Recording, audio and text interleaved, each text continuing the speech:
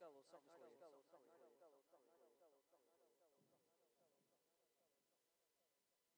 You keep missing it, I said.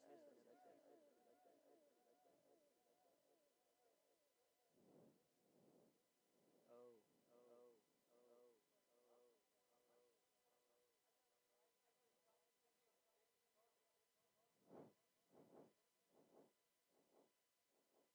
Hey. You know what I said?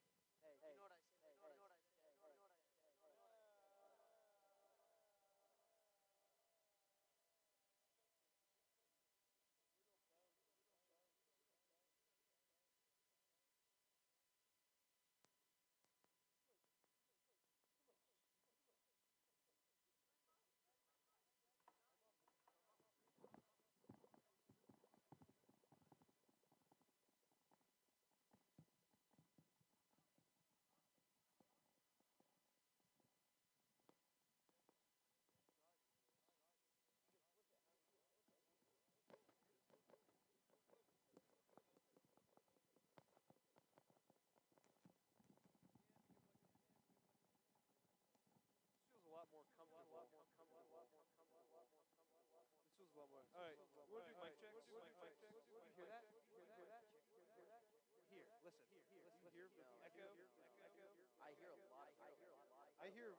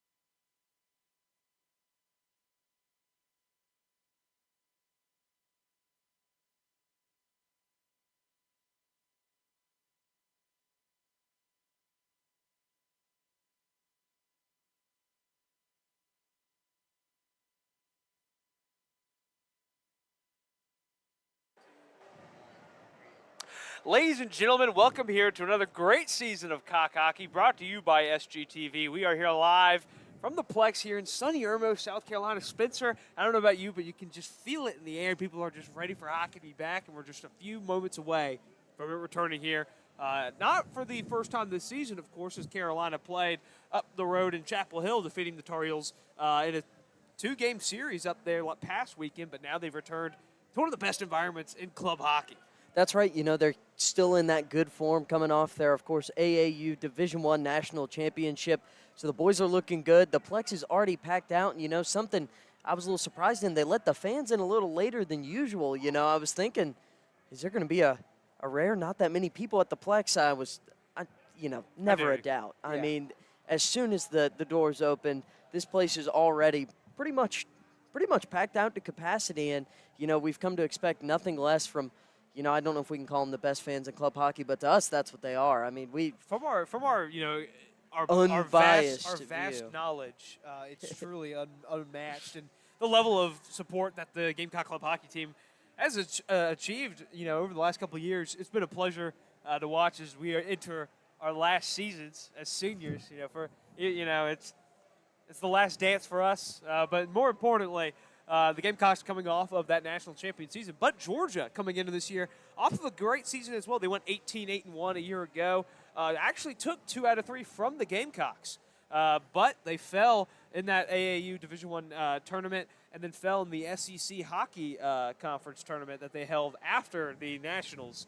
And also Georgia winning the College Hockey South Division against South Carolina and a bunch of other teams that were looking good, such as Auburn, Alabama in there. Tennessee. Yeah, and there's, you know, again, it is a lot of SEC schools thrown in that group, but Georgia was the one that came out on top in division play. South Carolina got really hot at the right time and ended up taking it home. So it's going to be a great matchup, a lot of fun, and a lot of familiar names so far. Absolutely. The Gamecocks, of course, bringing back netminder Tyler Tomoyan, who was instrumental last year. But, man, you know, we'd be remiss if we didn't bring up John Riggins as soon as we possibly could here. Just one of the standout players, a young player a season ago, and he's already molded himself and evolved his game. Scored a couple goals against UNC. But the veteran presence that this team has as well, Jake Pushkar, Josh Wilkins, guys like him. And even the guys who weren't starting. Tommy Marvin's been here a while. You'll love the young guys like Enzo Finelli and Brendan Flaherty. And it's just the depth and talent this team has. I mean, their fourth line could probably outproduce the first line of some teams. But Georgia's not without their star power as well. We'll get into that more as, you know, the ice is being prepared. Normally, you know, nothing ever starts on time here at the Plex. I think that's just one of the rules we got to roll with in our many years doing this. So we're going to come back to you for when the teams come out. National anthem start is announced, and then we'll be going right into the game action. So we're going to take a quick break, and we'll be right back at you guys.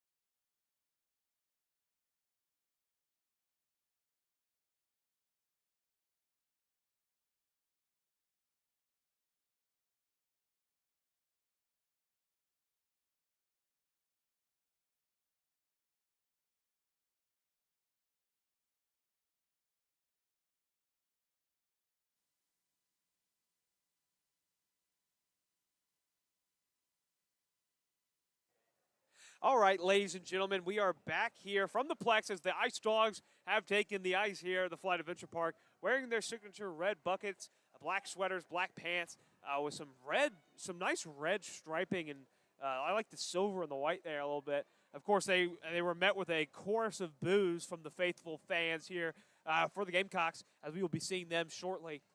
I think, JP, we usually see this team come out in white when we're here. South Carolina tends to don either the garnet jerseys or the black jerseys with, the script Cox across the front. That's just so classic, clean. I have a feeling we might be seeing something else, though, tonight, just a hunch. If you've been on social media, you might have seen a little spoiler, but the Gamecocks are going to be debuting new jerseys tonight. We're not going to spoil it just yet. We'll let them come into frame. But I tell you what, JP, they look fantastic, and I feel like that's what champions should do. Absolutely, and as the refs take the ice, you're actually not, usually they're met with some boos as well, but maybe the Plex residents are giving them a little bit of a leeway here to start the year. There's a new season. Although with the tendency of the Gamecocks to hit the penalty box, that might be short-lived.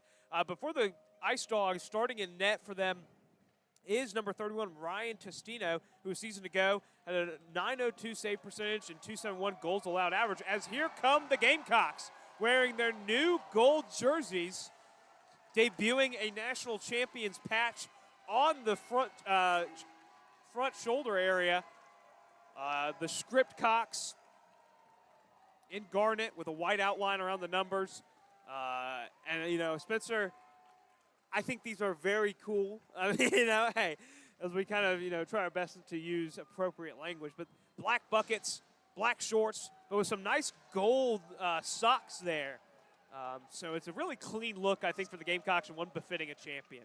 I definitely agree, but also I feel like it's very classy. It's not too much pop of a gold. It's a nice creamy kind of color. It's calm, but it matches well with the garnet. I think it's fantastic. It just kind of looks like chicken. Well, there you go. If that's what you want to say, they're bringing out the chicken uniforms. It's probably not what I think they were going for, but as long as you like it. Absolutely. And speaking of starting in net, for the Gamecocks, it's going to be Tyler Tamoyan, who we talked about was an instrumental piece in the championship a year ago. Came in for a struggling Zach Hayes and really solidified himself in the starter's crease with a .257 goals allowed average, 11 wins, 1 loss, no ties, and a save percentage well over 900. And, man, the intro, we're starting to get ramped up here. People are excited. Spencer, tell us a little bit about the starters for the Gamecocks. I sure will. Let's get that lineup for you. So starting in defense, it's the junior Brendan Flaherty from Orangeburg, New York. If you've tuned into any of the broadcasts over the last couple of years, we mentioned his name a lot. Very flashy, great player, and has been a staple in defense for now entering his 3rd year. Zach List, the senior defenseman, that's going to be the starting pair back there. He's also been an instrumental. Everybody on this team is instrumental. We have a symphony the way we're instrumental over here at Gamecock Hockey. We talked about how their 4th line could compete with most other teams, and that just rings true. Any name we mentioned tonight is, a high caliber player, but up front it's going to be Josh Wilkins and Nick Kay starting out on the wings, and the captain, the center, it's Jake Pushkar starting up front for the Gamecocks, and I think that's, befitting. He really earned the captainship, and he's been a great leader for this team, but also just what a hockey player. Absolutely, taking the C from Bobby DeChico, who graduated after last season's, what a way to ride off into the sunset. Didn't lose to Clemson one time. Nope. Ended out with a title. As South Carolina, if anything you can do, if you can, you'd be happy to say you never lost to Clemson, but you put a ring on top of it, and that's just so much sweeter. Yeah, and some guys who aren't starting for the Gamecocks I'm really excited to see. Carson Scove at center, 32 points a season ago, 20 goal scorer. Garrett Albers was a key player on the wings defensively.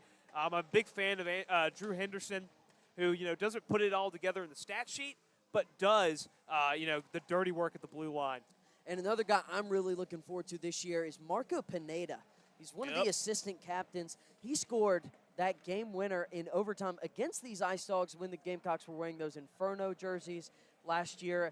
And he's a guy that really rises to the occasion. He thrives in these high-energy situations.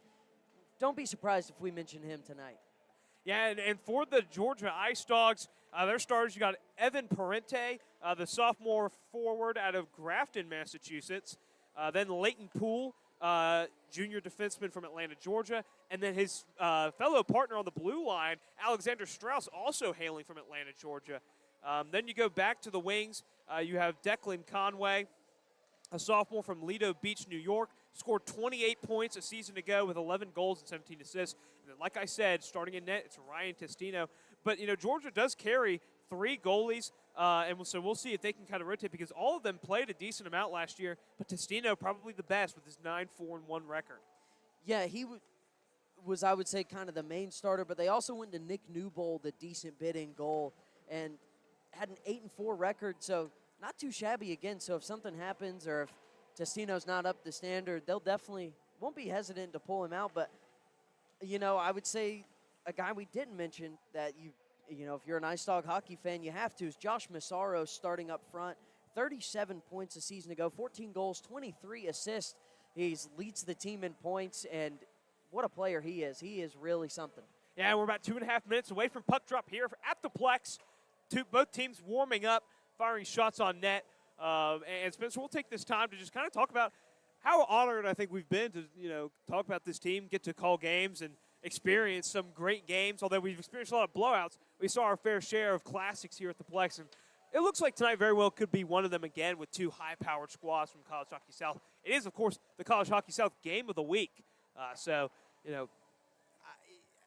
If only I'm ready to go. Of course, everybody has to warm up, but, it's been a long time coming. It is, and we've been doing this for a decent amount of time now, and it's such an honor, and big thanks to everyone involved for giving us this opportunity. But also something to note: the games are back on SGTV, so it's on our flagship YouTube channel, which is really cool. And again, myself and JP, I can speak for him. We're just really honored to have this experience. We've got a great matchup. We've called Georgia a decent bit over the years as well, as a bunch of SEC programs have come through the Plex, Tennessee's hockey team being one, Florida another, and, those are kind of the mainstays here. After this one, we're going to go a bit of time before we see another home game here at the Plex, but I tell you what, doesn't matter how long we have to wait, we will be here, and it's such an experience, such an environment, JP, and we're 1 minute away from puck drop. Absolutely, and there's nothing like hockey. As I was helping somebody out like the Good Samaritan I am. I had to fill some time. I saw the good guy step over. I said, "Hey, JP, I got this." I'm something of a hero to the people. I'm like Batman, but if he wasn't broke. Anyway, as we approach under a minute to go here until the pregame festivities, everybody for the Gamecocks kind of circling around. John Riggins firing on net with Peter Papadopoulos in the crease now, just kind of taking some shots. Tyler Tomoyan getting locked in, ready there. Over there with Coach Nick Savoie, who's really kind of built this program in his tenure as head coach. 21 seconds to go here now. Both teams circling around. I'm already starting. I'm starting to get into the kind of announcer, the announcer voice. Just, I'm sure that many of you waiting for this stream to actually start, so you can stop listening to us ramble, are almost as ready as we are. But no, the Gamecocks. These new jerseys with the AAU patch, they're on that top right. Interesting choice, I think, with the black helmets. I don't know, would Garnet have looked better? I don't dislike the black. I don't either. I mean, I really don't think South Carolina misses when it comes to uniforms. They don't. It's a great color scheme. In any sport. Yep, that's so true. They've got their white, the garnet, the black, and now this cream championship jersey. And, then they break out the specials. They've had a camo jersey in the past. The most recent special one was the Inferno jersey. There's an endless supply. A couple of camo ones over the years? I mentioned that, but hey, I'm sorry. I was zoned out looking at a bizarre hoodie down there making a statement. I was like, oh, my God. You wear that in public? I saw. I won't count it against you, this. I don't think we can say that on air. I don't think so. So we sure won't. We'll stick to talking about beautiful jerseys as they're going to roll out the mat out here for maybe a special visitor. Yeah, maybe a ceremonial puck drop. We also hockey rug. We did see some AAU, maybe some. I heard that we might be. AAU. I heard that we might be hanging a banner tonight. And allegedly, maybe. JP, you might be on to something as. you know, you come home champions, you don a new jersey and put something in the rafters. That's typically how it goes. As cheering has erupted from, the venerated Plex Beer Tower. It's already well under construction. They'll finish that before they finish the construction on Main Street. Well, I mean, you could say a lot of things that'll happen before they finish the construction. Especially with South Carolina DOT. On Main Street or I-85 between Spartanburg and Charlotte. Well, that's more your lane, but I tell you what, the exit that the Plex is on oh my God. it's a bit of a disaster right now. So if you ever come out to a game, be careful. Yeah, it looks like Megatron and Optimus Prime had a bit of a tussle at that intersection.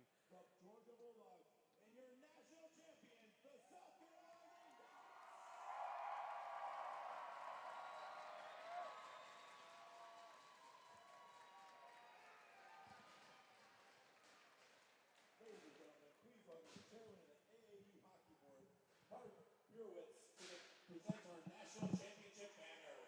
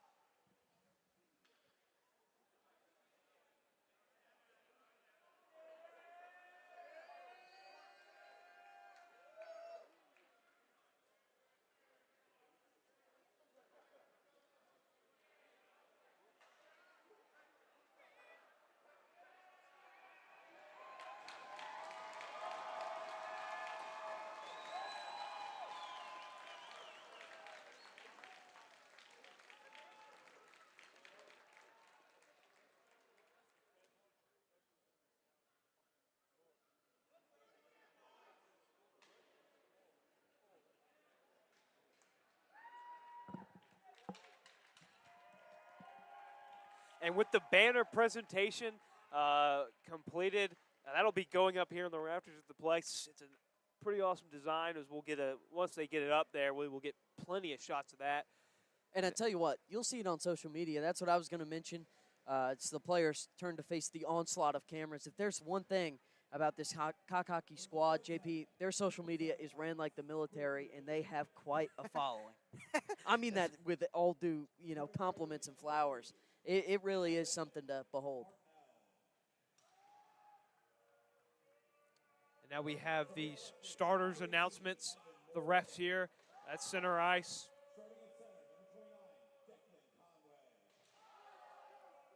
And this is, it's a staple of this Georgia team when they announce the starting lineup, the bang of the sticks in unison. They always have a bit of a militaristic feel. I feel like we're going hard in the paint with the military references here lately. But this is a team that, don't get it twisted, they have come ready to play. They are not intimidated by this crowd. We've seen them before come into here and escape with a victory. But, hey, South Carolina has been able to defend the Plex very well as the defending national champion starters are being announced on the PA, much to the applause of the sellout crowd. I mean, standing room only,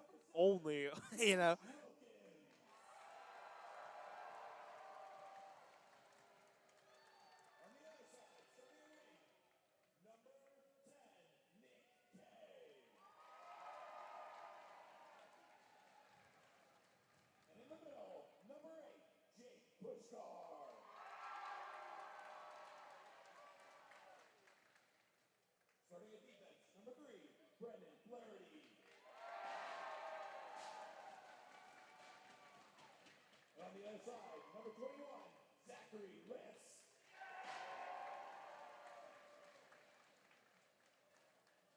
And in between the pipes for your South Carolina Gamecocks, number 33, Tyler Tamoy.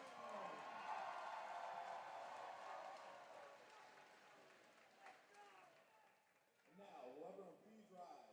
Gentlemen, remove your caps for tonight's playing of the Star Spangled Banner.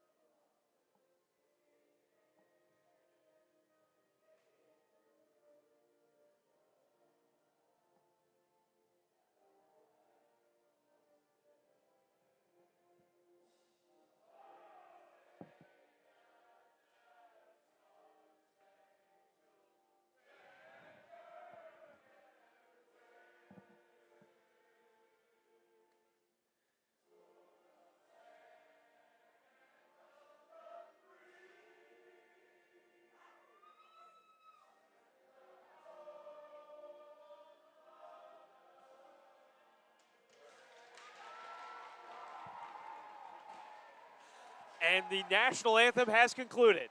Pre-game warm-ups are done. All that stands between you and us and another home season of Gamecock hockey is one puck drop at center ice. The refs meeting together. And one last instruction before the game starts on the sidelines for both teams. And Spencer, we are so back. It's go time, man. We've been waiting for this one, and so have everyone in attendance, everyone watching from home, everybody on the ice. This is it right here, man. And how else could a defending champion be rung in for the South Carolina Gamecocks? That's then a little bit of sandstorm, baby. But, man, you know,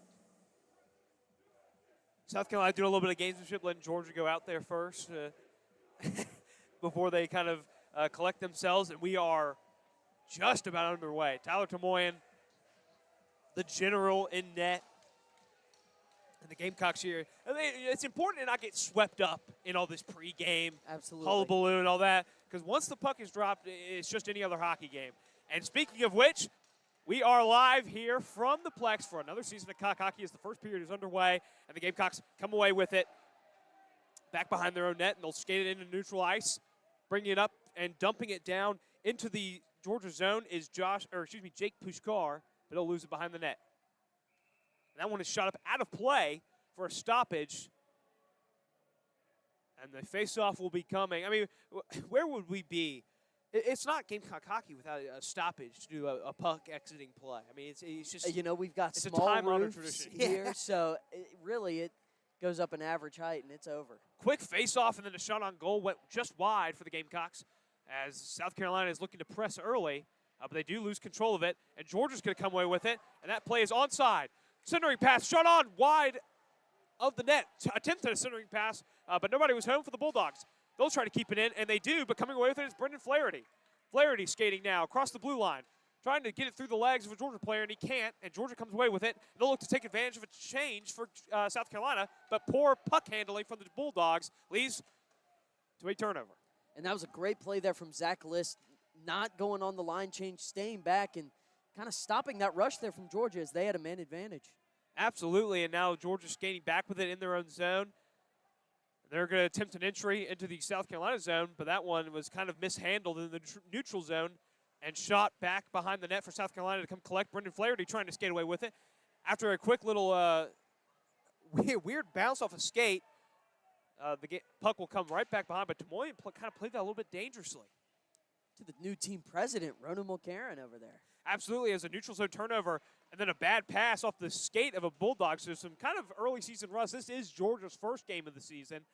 The Gamecocks had the luxury of those first two games in Chapel Hill, but now coming away with it is Georgia, who will just shoot that one all the way down and Chapel go for a Hill change. taking on Liberty on the road today, looking to bounce back, but you know, a very solid club hockey program.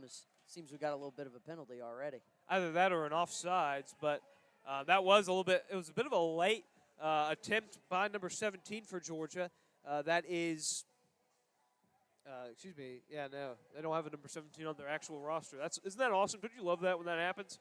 We do love that, so we'll refer to him as number 17. It's just like the old NCAA games that didn't have names. That's right. The last time we did a Cock Hockey game, there was not a new NCAA game out, Spencer. Just think about that.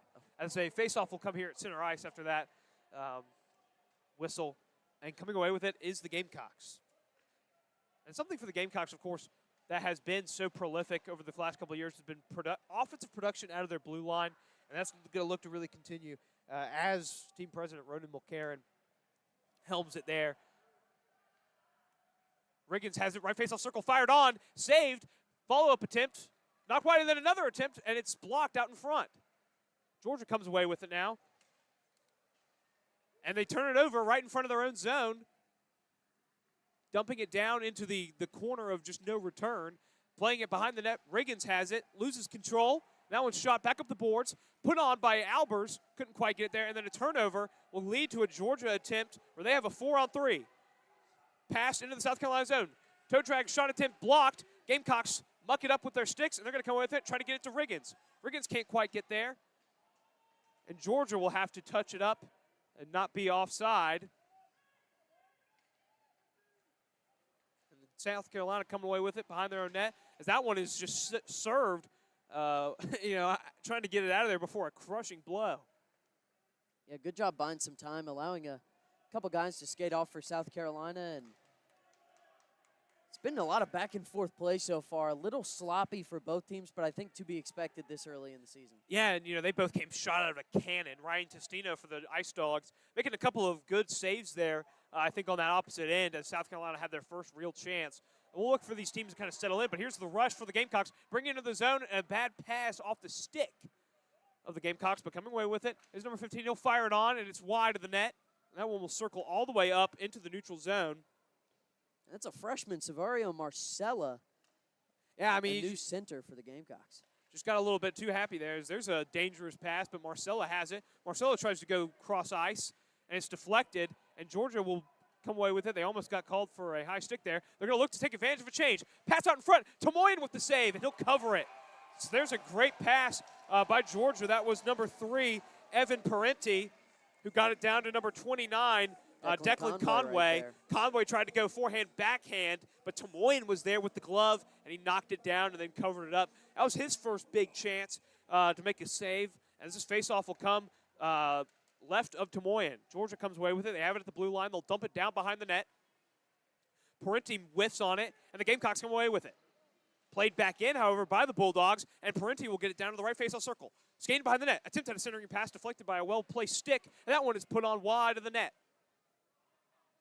Georgia trying to retain possession. They will be able to keep it in at the blue line. Firing it on with a deflection out in front. That was number 4 for the Bulldogs, Jack Gannon, who had a great setup there. I think that was number 18, Tyler Stewart, who got a stick out in front looking for the deflection past Tomoyan, but he couldn't quite get it on. And Tomoyan with a nice save, so he's starting to settle in as we have 15 minutes, 35 seconds remaining this first period. It's been an action-packed first 4.5 minutes, hasn't it, Spencer? It sure has. And, it's no surprise to see Tomoyan looking very stalwart in net. And, that's what the Gamecocks rely on, especially when they play so high-paced out in front. Absolutely. And speaking of which, Georgia just had a couple of opportunities, but they just whiffed on. And, with that early game adrenaline, you'll see that often. And the Gamecocks finally get it out of their own zone.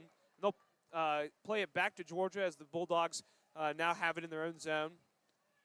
And a full-length pass, and Tomoyan will come out of his crease and make a play on it, and he's down, and there's a goal, and they're going to say it's a good goal. Tomoyan came out of his crease to play that puck and got clipped by a Georgia Bulldog. Clipped is a way to put it. Tomoyan got shoulder checked there. I believe that was Dan Bardo. Just floored him. And then he was able, it was a pass all the way down the length of the ice. Bardo was able to kind of win that. At least I think it was Bardo. It might have been Evan Parenti, number 3. You might be right. Was able to win the race all the way down. But Tomoyan, seeing that, came out of his crease to make a play on it and just got ran over.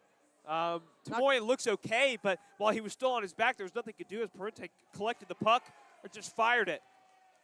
But we do have... Was Parenti the goal scorer there, JP? It was hard to tell who even had the puck. I know who made the hit, but then the puck ended up in net. Not exactly sure what what exactly an illustrious happened first goal call of the year. But that one doesn't even count. But anyway, coming away with it is Brendan Flaherty for the Gamecocks. 5 minutes into this first period and some early adversity for the home team as that one will be shot all the way down. It missed a stick in the neutral zone and it will be icing. So a face-off coming all the way down into the South Carolina zone. And Spencer, self-inflicted mistakes, maybe it's not the worst thing. South Carolina can kind of be like, okay, let's settle down and play our brand of hockey because they're not really, they're one of those teams that's going to kind of grind it out. Although they have the talent to get out and run. This face-off coming. Georgia will come away with it at the blue line. That one's put on Tomoyan with a pad save. And then the ref did some good body work there for Carolina, preventing a couple of Georgia skaters getting to the puck, and Georgia had to vacate the zone. But they're going to call icing on that, I think? They are. And, JP, I think you're right. Self-inflicted mistakes were definitely South Carolina's weakness last year. But one thing to point out is I don't know how self-inflicted that was. I think everyone in attendance, especially the South Carolina bench, was surprised that wasn't a foul call. Yeah. Tomoyan, he ended up flattened and not exactly sure. The only thing I could see is that he was outside of the blue paint a little bit. And it would have been mighty close. It's just a 50-50 call at that point. Yeah, not the way you want to start, of course, for the Gamecocks. But face-off coming here at center ice after that whistle. John Riggins at center for Carolina, and the Gamecocks will come away with it. It's List and Flaherty back out there. So the starting lineup, the first line back out for the Gamecocks. And it's played down in. Riggins tried to get to it from his favorite spot, the right faceoff circle, but he couldn't quite get there. Did a lot of business down there last season for South Carolina. That he did, and he just delivered a blow to number 17. So the physicality of the game coming back to Riggins shortly. And now the Ice Dogs with it back behind their own net, trying to keep it away from the Gamecocks. But now we're seeing that kind of pressing defense of Carolina as they'll force a turnover behind the net. They get it out to Flaherty. Pass over to Riggins. Couldn't quite get his shot on.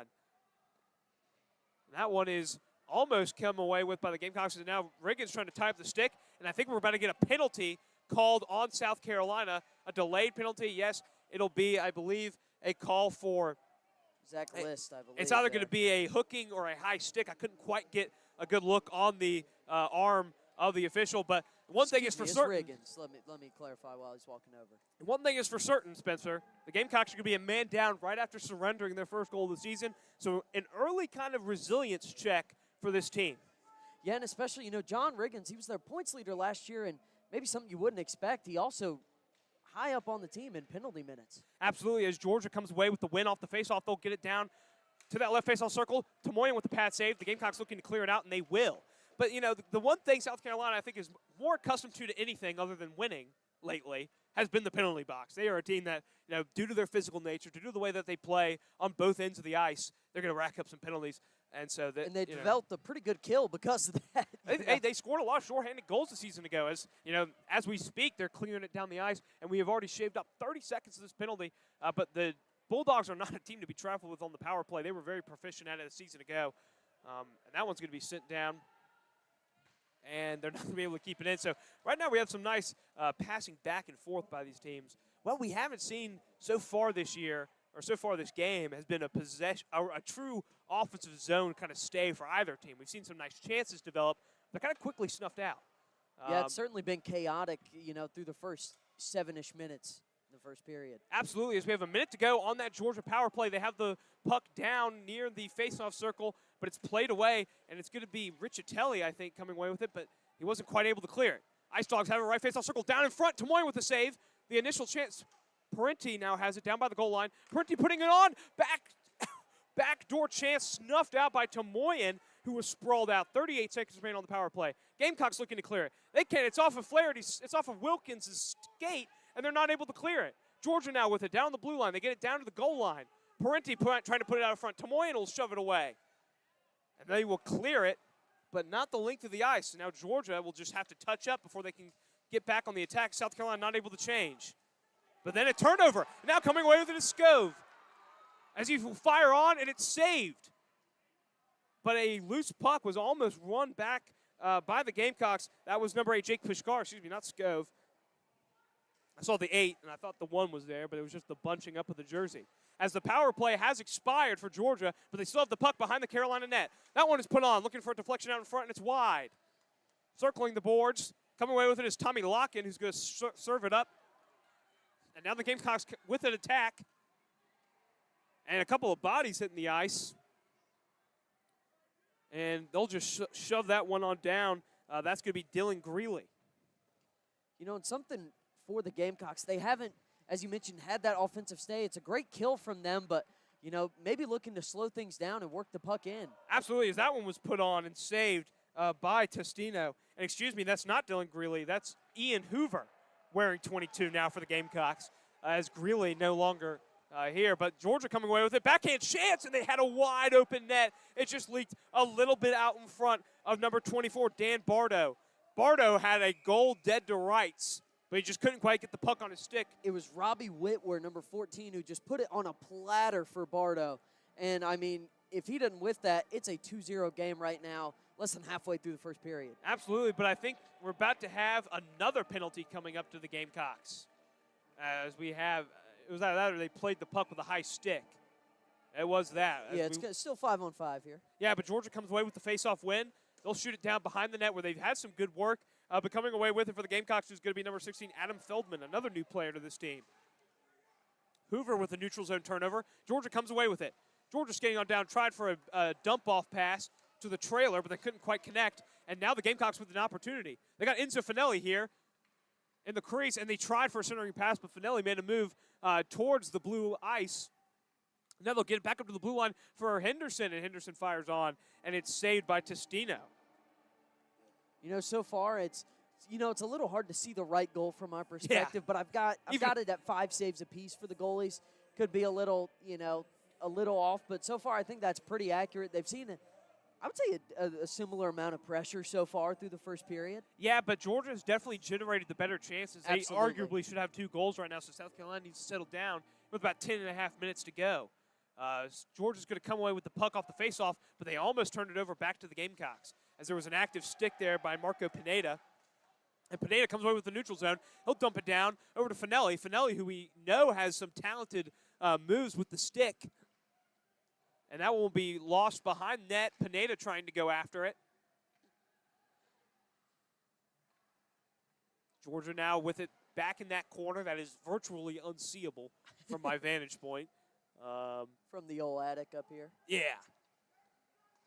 As the Bulldogs still trying to wrestle it away and get some cushion away from Gamecock defenders, as that one is still kept in by Drew Henderson. And Henderson able to keep it in again. Testino will just put the pad on it and freeze the puck. And so we have kind of our first stay in the offensive zone by the Gamecocks, and it led to some pretty good chances, and they were just pestering. That's what we're used to seeing out of South Carolina. You know, absolutely. We just, unfortunately, it's in that corner. We really couldn't see too many specifics of what was happening, but, time spent in the offensive third is definitely good for the Gamecocks. Yeah, as Flaherty tried to get fancy with it on the blue line after winning the faceoff and couldn't quite get it back on his stick. But some great back checking by Zach List was able to separate puck from stick, and Georgia's early chance was snuffed out off the rush. Yeah, Zach List definitely saved a really good chance there. And a then huge hit. John Riggins delivering the boom. I mean, and I think we're about to have another penalty to John Riggins. For that, I think they're going to just, that was. We're certainly going to see. We're getting an elbowing call, I believe, from the officials. Although no ref has come over to Riggins, so it could have been on a Georgia player off the retaliation. I was looking for the puck. I think you're and dead it will on. be. The Gamecocks will go on the power play for the first time here at home this season. As I think Riggins was able to draw that off of the big hit. So getting into the minds of Georgia a little bit there. Yeah, and it's Punzenberger headed to the box. He was a very valuable forward for this team last year with 18 points, 10 goals, 8 assists. But he's handed the Gamecocks it's a golden night. He's handed them a golden opportunity today. That he has, as Riggins will take the faceoff here in the right faceoff circle to the left of Testino. They win it back. Gamecocks have it at the blue line. Riggins circling there, but they get down to the left faceoff circle, fired on, saved by Testino. Testino's been really sure-handed so far, but again, the Gamecocks, you got to keep cracking away at him, and maybe one will get through if they find a weak spot in that armor. Absolutely. The Gamecocks kind of employing a too-high power play look with Tommy Marvin as that defenseman quarterback with John Riggins there as well. Face-off from the left face-off circle as that one was put on backhanded off of the face-off. John Riggins is able to keep it at the blue line. Riggins looking down low for Colin Reed. Colin Reed tried it again, and he just missed the net, but it's kept in. Marco Pineda has it. Pineda down to Reed, but it's intercepted by a Georgia skater. Not able to keep it in as Riggins will race down. 30 seconds already elapsed now on the power play, so a minute and a half here for the Gamecocks to try and even this game up. This has been their best opportunity so far. Got to make the most of it here. Absolutely, as Riggins is going to take it down the boards. He'll try to play it in off a Georgia player, but he plays it back to himself. Riggins has it now dancing on the left face-off circle. He'll play it back behind the net. And now coming away with it is Jake Pushkar. And now Riggins has it just in front of the right face-off circle. He gets it over to Marvin, down to Riggins in that face-off circle. He gets it down to the goal line, and Riggins is taken out. They get a centering pass over to Marvin, but some good play by the Georgia defenders. They were able to get right to it. They're going to get it back to Riggins. Riggins back to Marvin. Marvin skating around. He'll play it back to Riggins on the face-off circle. Riggins down low. A nice attempt at a pass back to Riggins as he was crashing, and then it's fired away. Coming away with it will be Parente, and Parente making some moves through the South Carolina zone, but some nice stick play by Pushkar, and South Carolina now back on the attack. It's Marco Pineda skating into this Georgia zone with 30 seconds left on the power play. Gamecocks able to keep that one in. They'll get it down to K. K to Pineda. Pineda with it behind the net. He'll try to play it up the boards. But coming away with it is Georgia, and they will have an opportunity off the rush, but they're just going to kind of play it back into the South Carolina zone. Kay with it now, one last opportunity for a rush off this power play with 10 seconds remaining. It's Flaherty with it, skating into the Georgia zone. He'll try and pass over to Finelli. They had Finelli back door, but they couldn't quite get it through the massive Georgia bodies to him. That one behind the net will miss Finelli. Flaherty has it. The power play has expired, and Georgia with the man out of the box. One-on-one with Tomoyan. He shoots, and Tomoyan with the pad save.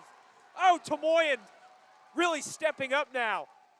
But Georgia's able to keep it in. But with a huge play by number 5, Dylan Spicer, number 5 for South Carolina, Kai Bonsukan, a new player on this team. But Georgia's still able to keep it in. I mean, you can't put enough value on that save from Tomoyan. Multiple times, it could be 2-0 Georgia right now. He's keeping them in this game in a one-on-one opportunity. Absolutely, a centering pass for Georgia. They're able to deke it through Scove, back to the blue line, but it jumps the stick of the Bulldogs. So the puck will leave South Carolina's zone. They'll be able to go for a change. 6:30 to go in the first period. South Carolina has avoided yet another calamity. And who else but Tyler Tomoyan, as that one's going to go down for icing. So a great break for the Gamecocks. Georgia was trying to pass it around over to number 17. We have no idea who that is. But, I mean, he's a tall boy, ain't he? I mean, 6 minutes and 23 seconds left in this first. For South Carolina, it feels like you're trying to escape this period in a 1-0 game right now. At least pepper some more shots at Testino, because right now the Ice Dogs look really, really good in attack. And if they had, their A game in the finishing department, this game would not be 1-0, JP. Absolutely, as the Gamecocks looking to come away with it off the face-off.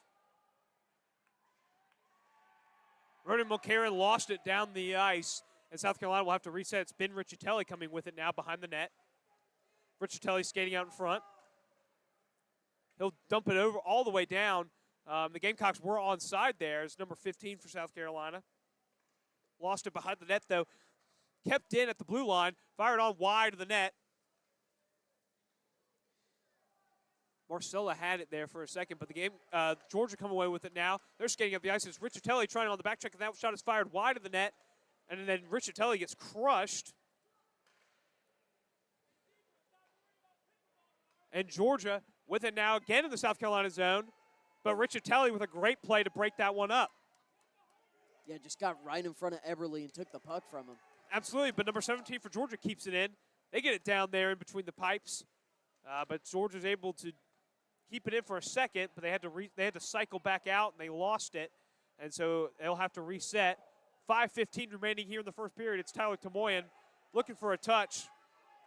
But a kind of poor play up the boards leads to Georgia being able to keep this one in. Fired from the faceoff circle, and he scores! Georgia with their second goal. It's number 15, Dylan Punzenberger, who scored 10 goals a season ago, and now he's on the board for Georgia with 5:04 remaining in the first period. It's 2-0 Ice Dogs, as that was kind of a lackadaisical play by South Carolina, trying to get it out of their own zone. And it was kept in for Georgia, and Punzenberger just cycled around and found a spot. And the reason South Carolina is so upset is that puck didn't go off the glass. It went off the netting. And so technically, JP, correct me if I'm wrong, but I think that's out of play if it's above the glass. So I think that's why Tomoyan had his arm raised. He was looking for the Gamecocks to win a faceoff there, as Georgia clearly shot it out of play. So maybe a little lucky, but the Gamecocks still didn't play the puck when it wasn't called, and Punzenberger, ready to strike, just slotted it bottom right. Absolutely, and South Carolina has had their fair share of chances now, so it's really going to be about taking advantage to try and get back into this one. 2 goals is certainly not an insurmountable deficit for the squad. We've seen it multiple times, but this Georgia team is going to continue to press the advantage, as that one's going to be shot down into the South Carolina zone. Marvin trying to play it out. Finelli got it over to Scove, but he wasn't able to quite clear it. That one is rifled out, though. And South Carolina making a big hit there was the new number 22 for the Gamecocks, Ian Hoover. And now Finelli is going to take it into the Georgia zone. Back behind the net, trying to keep it in off the boards in South Carolina. They will. They'll put it back behind the net. Testino didn't quite know where the puck was for a second. Into the corner of forbidden torture. They'll get it up to Hoover at the blue line. Hoover fires it back behind the net, as that one was an attempt at a centering pass for nobody. but the puck is played down off the clearing attempt from Georgia by Tommy Marvin. Marvin has it now off the far side boards. He'll dump it behind the net for Pushkar, or that's Skov, rather. And we have a tie-up there at the far end. And finally coming away with it is the Gamecocks, as they're able to get it. They'll play it off the near side boards. That one was an attempt out in front, deflected out wide by Testino. Testino with the pad save. That one's up to Henderson at the blue line. He was able to keep it in for a second, but Locken lost it. Now they'll play it up to Punzenberger again. They fire on Tomoyan with the stick save. He directed it away. But another shot out in front by Georgia. A deflection off the leg of Marvin. Tomoyan's down, and they score! Georgia scores again. Tomoyan was down, and he couldn't quite make the fourth save in a row. It was number 18, Tyler Stewart, off this deflection. So, you know, the follow-up chances that Georgia's been able to receive, South Carolina's inability to get the puck out of there, especially when Tomoyan is in a vulnerable decision, and all of a sudden it's a 3-0 lead for the Ice Dogs. Yeah, and they're just pouncing on all these opportunities. It was just, again, a not great passing from the Gamecocks. You know, they tried to keep it in the blue line to avoid, you know, having to touch back up, and it was just an errant pass. Georgia just skated down fast. It was a 3-on-1 rush, and easy pickings there. A great finish from Tyler Stewart off the rebound. And again, it seems like Tomoyan can make that original save, but he's being asked to make 2 or 3 in a row, and the Gamecock defense just not there.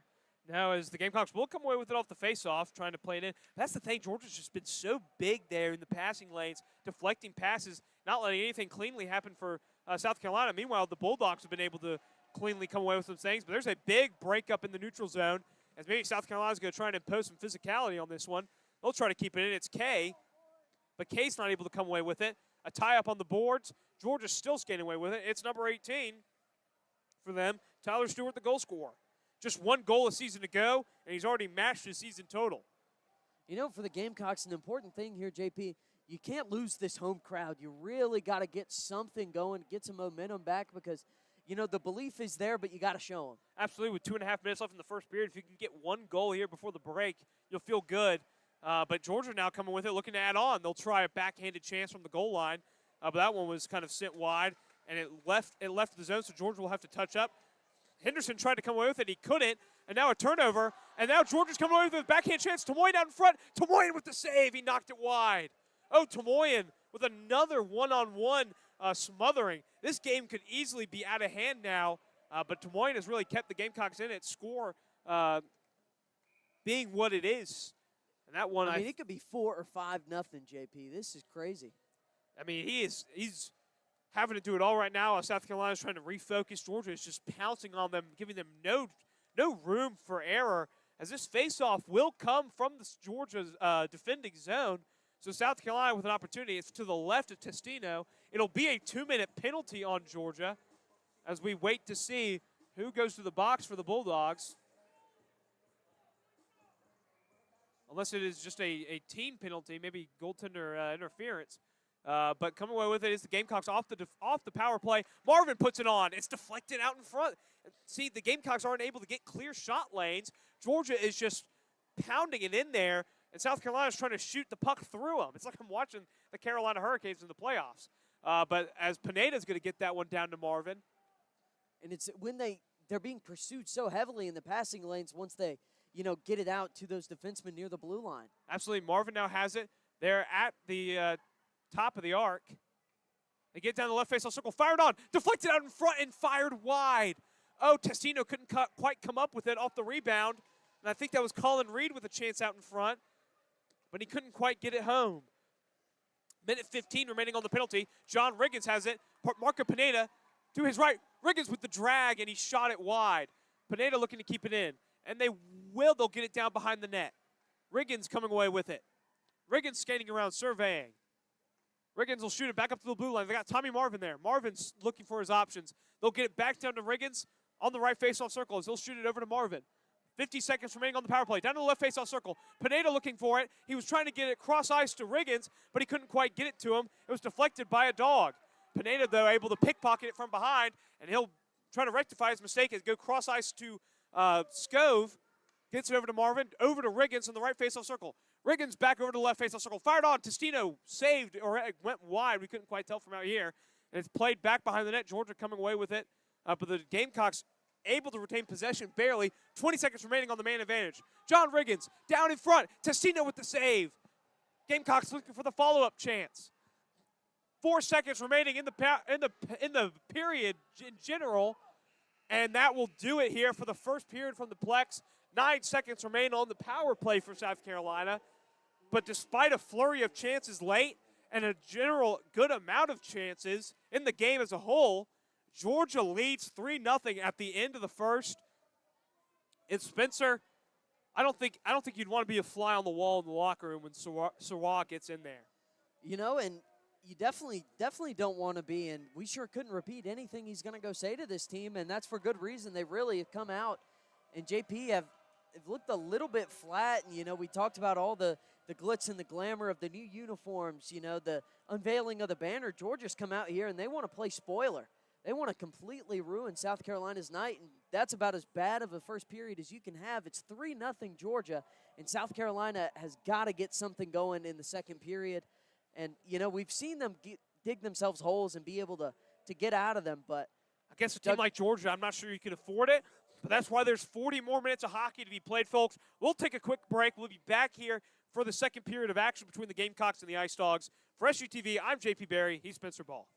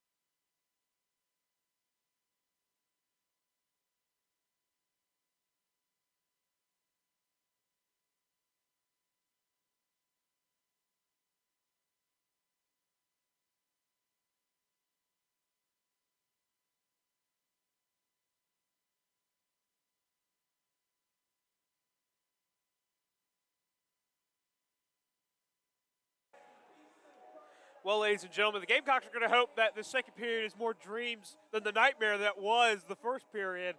And as they take the ice here, they'll have 9 seconds of power play action in the second period. But after that, it's going to be back to 5-on-5 hockey where Georgia really dominated the pace of play, didn't they, Spencer? They sure did. I mean, they were the more aggressive team in every aspect of the game. I mean, just hounding the passing lanes, firing shots at Tomoyan, who, JP, honestly, I thought Tomoyan performed really well in that first period. But when you ask a goalie to make a bunch of saves after he makes the initial one, it's a tough task. And it has been so far for South Carolina. But again, 40 minutes of hockey left to play. You just turn it around little by little, one goal at a time. They can easily get back in this game with the team that they have. They've just got to start playing like the team we're used to seeing. Absolutely. And as the teams approach center ice, we're about to get underway here in the second period of play between the Gamecocks and the Ice Dogs. Spencer, I couldn't be more excited as Georgia will come away with the face-off here. They'll play it all the way down, but a hit there behind the action, trying to establish a more physical pace of play is Tommy Locken. Yeah, no surprise there. Big save from Tomoyan. Yeah, Georgia responding to the physicality with doing what they do best, getting the puck on net, even Evan Parente. But now the Gamecocks, it's Locken leading the charge. Locken gets it over on a centering pass, but Georgia's able to break it up. That was number 11 for the Bulldogs, Alexander Strauss, with a nice defensive play. It was a nice pass, though, from Locken. A really good attempt, just didn't connect. And, that's okay. You've just got to keep having those good attempts. Yeah, and a clearing attempt by Georgia led to a almost good chance for South Carolina. We will have a penalty here. It'll be a cross-checking on... Well, we'll find out here in a second, won't we? I believe it's a cross-checking on the Bulldogs. It'll be on the goal scorer, number 18, Tyler Stewart. So That's huge. Some early positive momentum here for the Gamecocks as this faceoff will come into the right faceoff circle to the left of Testina, who's been on since the onset of this game. But JP, what's the most dangerous lead in hockey? any lead, but it's, hey, normally it's 3-1, but 3-1. It's 3-0 right now. Gamecocks have a perfect opportunity to make this game dangerous. And Riggins snapped a wrister there that almost beat Testino by the pad, but there was no one there to cash in on the rebound. As it'll be Tommy Marvin here. Dancing, he'll get it down to Pineda on the left faceoff circle. Pineda surveying. Dumps it over to Marvin there at the blue line. The quarterback of this power play. Marvin back down to Pineda, and they had Pushkar there back door, but he couldn't get the deflection in. They'll get it down to the left faceoff circle again for Pineda. Pineda surveying, sends it back over to Marvin. Marvin looking now, looking for deflection out front. They'll get over to Riggins, down to the goal line, but Pushkar wasn't quite able to get to it. As that puck lifts out in front, Marvin looking to dive at it, and he's able to keep it in play with his body. They'll look for a centering pass. They had Pineda there. They still do, but they come away with it behind the net. 1:07 remaining on the power play here, but the Gamecocks with a bad pass there as they'll try to keep it in, and they do. It'll be John Riggins. So the Gamecocks giving it all right now to keep it in, and it is sent all the way down the length of the ice to Moyen having to play it. Georgia and South Carolina will both go for a change. Pineda will play it off the boards over to Flaherty. And South Carolina, a nice early attempt off the power play, generating some good chances as Flaherty will skate it on in, back behind the net. And South Carolina looking to set up. Flaherty will dump it back down, and it'll be sent over to Skove. Skove putting it on, and a deflection out in front went wide. Flaherty crashed it and could have had a chance at a rebound, but he couldn't quite get to it. And with 20 seconds left in the power play, the Gamecocks might have one good crack at it before we go back to even strength. Yeah, but this has been, even better power play than the one towards the end of the first period where South Carolina generated a lot of chances. As they'll take it now over, it's Pushkar. Pushkar looking for Finelli, or Skove, excuse me. Skove back up to the blue line for Flaherty. Back to Skove. Skove putting it down on the goal line. And Nick Kay, he had it out in front, but he just whiffed on it. He had it right in the wheelhouse, but he made no contact with the puck. And now South Carolina looking to avoid an own zone turnover. We'll have to send it back into the Georgia zone of play, and the Bulldogs will come away with it. But there's a nice little deflection in the neutral zone by number 16 for the Gamecocks, Adam Feldman. And so we're seeing that energy for South Carolina that we didn't quite see at the start.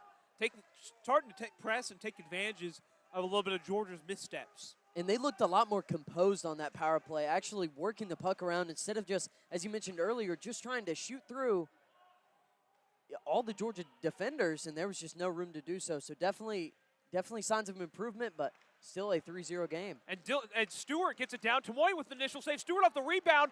Tomoy with the save. He's down. The puck is out in front, and they will get it behind the net. Tomoy with a flurry of saves down on his back, and now coming away with it is the Gamecocks. Well, after they kind of played it off their own stick a little bit there. Coming away with it was Garrett Albers, the junior winger. But Tomoyan standing up great there on Evan Parente and Tyler Stewart, two of the best players for the Ice Dogs.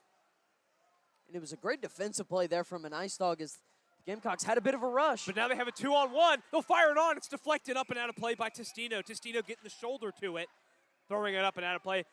But a little over 4 minutes into the second period, the Gamecocks looking like the defending champions we know them to be. And now with an opportunity, with a face-off coming to the left of Testino, glove side. Something South Carolina was really proficient at a season ago was scoring plays off the face-off win. We'll see if they can get something going here. As it was John Riggins who initially won the face-off, but he couldn't quite get it cleanly. They'll send it over to Richatelli on the blue line. Richatelli skating down, cross-ice pass, looking to set up the one-timer from Tommy Locken, but he couldn't quite get his stick on it. Played down, back to Locken, who tried to chase down. Ronan Mulcairn will play it back into the Georgia zone, but South Carolina has to tag up. Ice Dogs come away with it with a nice play out in center to get space. They'll skate on, shot wide. Gamecocks with it now. That's deflected up into the neutral zone. Colin Reed will shove it down into the South Carolina offensive zone. And looking to deliver a big hit was number 19, Tommy Locken. Locken has a screen out in front. It was Ronan Mulcairn looking to fire it in and off his stick. They were not really on the same page, as that one will go down for icing. And the faceoff will come all the way back out to the Georgia zone. And so Spencer, South Carolina, looking determined to at least cut into this 3-0 deficit. Yeah, they're applying a lot more pressure. They look a lot better, and the passing has been a lot better for South Carolina, much less turnovers. In Georgia, they've sent themselves to the penalty box a little bit so far tonight. So the Gamecocks, maybe another one of those moments happens. They need to look to capitalize, but they're playing a lot better. Absolutely, as Pushkar looks to come away with it off the faceoff, but it will be the Ice Dogs. They're going to play it down into the South Carolina zone. Georgia with a breakup there. Number 17 looking to come down on it, but he can't. It's Nick Kay coming away with it. He's going to play it up into the neutral zone. Looking to start a breakaway for the Gamecocks, but they weren't quite able to do it. It was Josh Wilkins who was there on the attempt, but now it'll be Pushkar. Pushkar over to Kay. Kay will fire it on, but wide of the net. Pushkar coming in down now as they will get it over. Josh Wilkins delivering a big hit. Tommy Marvin out in front. The puck is still loose. Testino couldn't get his glove to it to stop it. Kay able to keep it in at the blue line. But Georgia's finally able to clear it. Heck of a save from Testino there as Marvin with a beautiful shot just got the tip of the glove on it, did Testino, who's been really solid in net today for the Dogs. Absolutely. 6 minutes to go here. South Carolina looking to keep it in was Marco Pineda with a great stick play. The puck is still in the Georgia zone, but it's number 17 for the Dogs, able to clear it. And for those wondering, we would love to know number 17's name, but your website didn't have it. So we call him number 17. Yep, and it's Scove with it behind the line. Down to Hoover, down to Finelli. Finelli has it behind the net. He skates through a couple of Ice Dogs. Looked to play it back, but it got caught up on the boards. Scove has it now, and he's getting pinned up there. But he's able to come with it. Scove trying to get it out to Pineda, who's out in front. Tommy Marvin on the left face-off circle. Marvin circling. Gets it down to Scove behind the net. Scove trying to keep up with it. They'll send it over to Hoover at the blue line. Hoover will play it down behind the net for Finelli. Finelli has Pineda to his right. Right face-off circle and a diving play that's stopped by Georgia. That one is shot on by Hoover right into the knee of a Georgia Bulldog. And the Ice Dogs are able to clear it out. South Carolina, though, with possession. And will look for a quick re-entry. Pineda has it now. Pineda with Scove. Pineda fires on. It's wide. Puck out in front. Georgia Bulldogs colliding on the ice. That one's a turnaround shot. Ramped out of play by the stick of Testino. And Georgia just couldn't catch their breath there for a second. So honestly lucky Testino kind of clipped that one up and out of play. They finally get to make a line changes. They were just sprawling out in front of goal to block the onslaught of shots from South Carolina. Yeah, you know, whatever Coach Sarah said in the locker room has re-energized this team. They have come out focused, and they really have not relinquished any opportunities to the Bulldogs. With 12:54 to go in the second period, this is going to be a face-off taken by number 15, Savario Marcella from Claremont, Georgia, playing his home state team, the freshman center, getting a lot of burn early. There with him also is Garrett Albers on his left. You know, for South Carolina, this is a young lineup. You got Adam Feldman there on the wings as well. It is, but you know, it feels like it's just a matter of when they're able to put their first goal in. They just got to keep pounding away. Absolutely, as that one's going to be sent down the length of the ice back to the Gamecocks as Bonsukan is going to come away with it. He'll get it down to number 20 Feldman, Albers. Albers, the senior presence on this line as Marcella couldn't quite find the puck after a collision. 12 and a half minutes to remain in the second period. Marcella looking to press up and generate a turnover, as South Carolina was able to do it, but Bonsukan Marcella couldn't quite get it on his stick. You know, new faces, new names, first game of the season. You can have all the preparation you want, but when the puck starts flying, the names are everywhere. All the different players. We got the rosters in hand. Just, you know, sometimes it takes us a moment to scan. It's You're welcome a new to season try for us you as can well. Do it better. Hey, No, but there you go. as this faceoff will come, glove side of Tomoyan, and it is one back by the Gamecocks looking to clear it out of their zone, and they do. Georgia tries to rifle it in, and it's deflected, but they'll get back on side. But the Gamecocks come away with it. Number 19, Tommy Locken, who's been all over the second period. Locken muscling his way through. It's Reed behind the net now, as he'll get it over to Locken. But Georgia with their backline defense. Out in front, Riggins, he whiffed. Oh, he had a one-on-one with Testino, and now it's played up off the boards for the Bulldogs. It's number 13 has it now. He's firing on, and Tomoyan able to make a save. The rebound chance, another save by Tomoyan. Georgia able to keep it in. They've got it back behind the net, looking out in front, and it's stolen away by the Gamecocks. A diving play to attempt to clear, but Georgia is still having it behind the net. Finally, up off the boards, South Carolina is able to get it out of their own zone. And on top of that, it's Reed and Locken back for the Gamecocks, looking to wrestle away possession. Reed has it, gets out in front to Riggins. Riggins looking around. He couldn't quite get a nice hold on it. Fired up from the blue line, and it's blocked away by an Ice Dog. Turnover in the neutral zone, however. South Carolina comes away with it. It's Brendan Flaherty. Just about a minute and a half of just pure chaos there. Absolutely. And that is Josh Wilkins, I think, with it. Down the right boards for South Carolina. They got it out in front. That one is tried backhand, and Testino drifts it away. You had Zach List out in front banging his stick on the ice. He had an open shot at the net, but he couldn't quite get the attention of his teammates. That one is skied up into the neutral zone. South Carolina looking to touch up. They do. Wilkins crashing the net. Centering pass goes wide of him. And it's sitting all the way down. It's going to be a breakaway for Georgia unless Tomoyan, who comes out of his crease and plays it away. Parente thought about trying to send it on net, but then he turns it over. It's going to be Pushkar. Pushkar has List. He tries to send it over, and a sprawled out Ice Dog makes a tremendous play. South Carolina able to keep it in their zone. And that was Leighton Poole diving out with the very edge of his stick. Just got a piece of the puck, and that was an excellent, excellent play from the Georgia defenseman. And that one will be sent down into the South Carolina zone, and Tomoyan will smother it for a whistle for the first time in a while. 10:05 remaining in the second period, a high-octane second period. The process is starting to come through for the Gamecocks, but they haven't gotten the results yet. But, man, you're starting to see the stars show up. Zach List, Tommy Locken, some of those guys from a championship ago. And, you know, you had a couple opportunities right in front of Testino. He's been fantastic. It's time to convert for South Carolina. Feels like you need at least one goal here in the second period. Absolutely. It's Ben Richatelli coming away with it off the faceoff. Got it up to Pineda, but Pineda lost it in the neutral zone. And that one is sent away. It'll be Carson Scove carrying it into the attacking zone for South Carolina. Scove tried to wrist it on, but it was deflected by a skate of an Ice Dog. And it'll be sent out. Just lots of deflections out in front for Georgia. They play like the Florida Panthers do.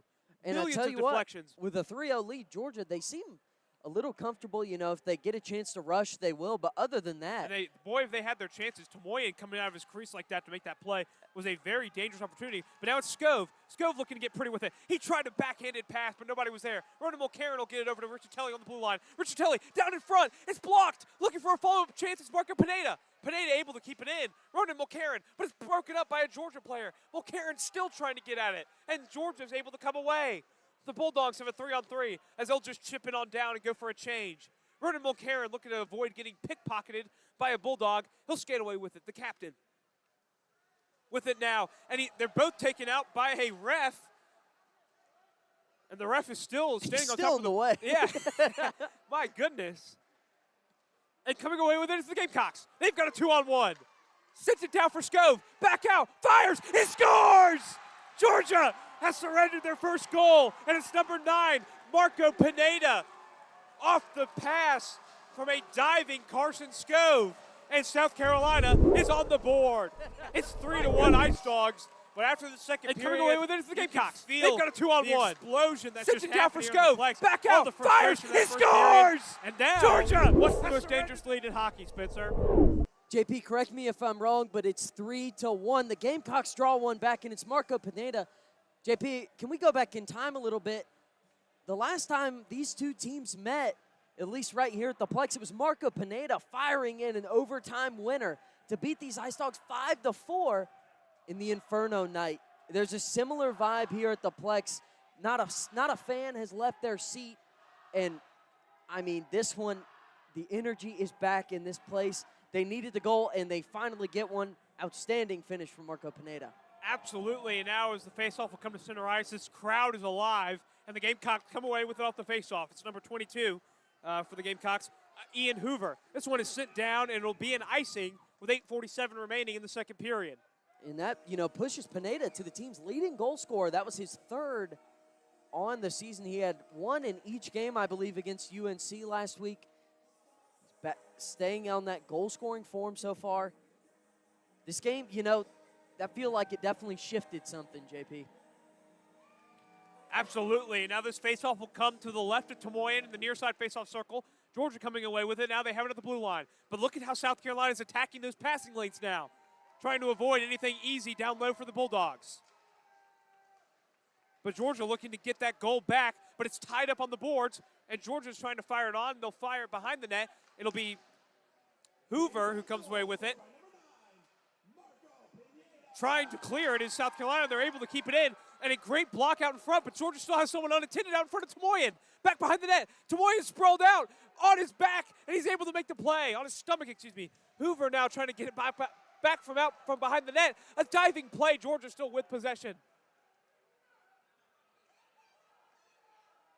This one's sent up the boards, and South Carolina's going to come away with it. They have an opportunity off the rush. Tommy Marvin with it now. They sent it out in front for Marvin. It's put away with this pad of Testino.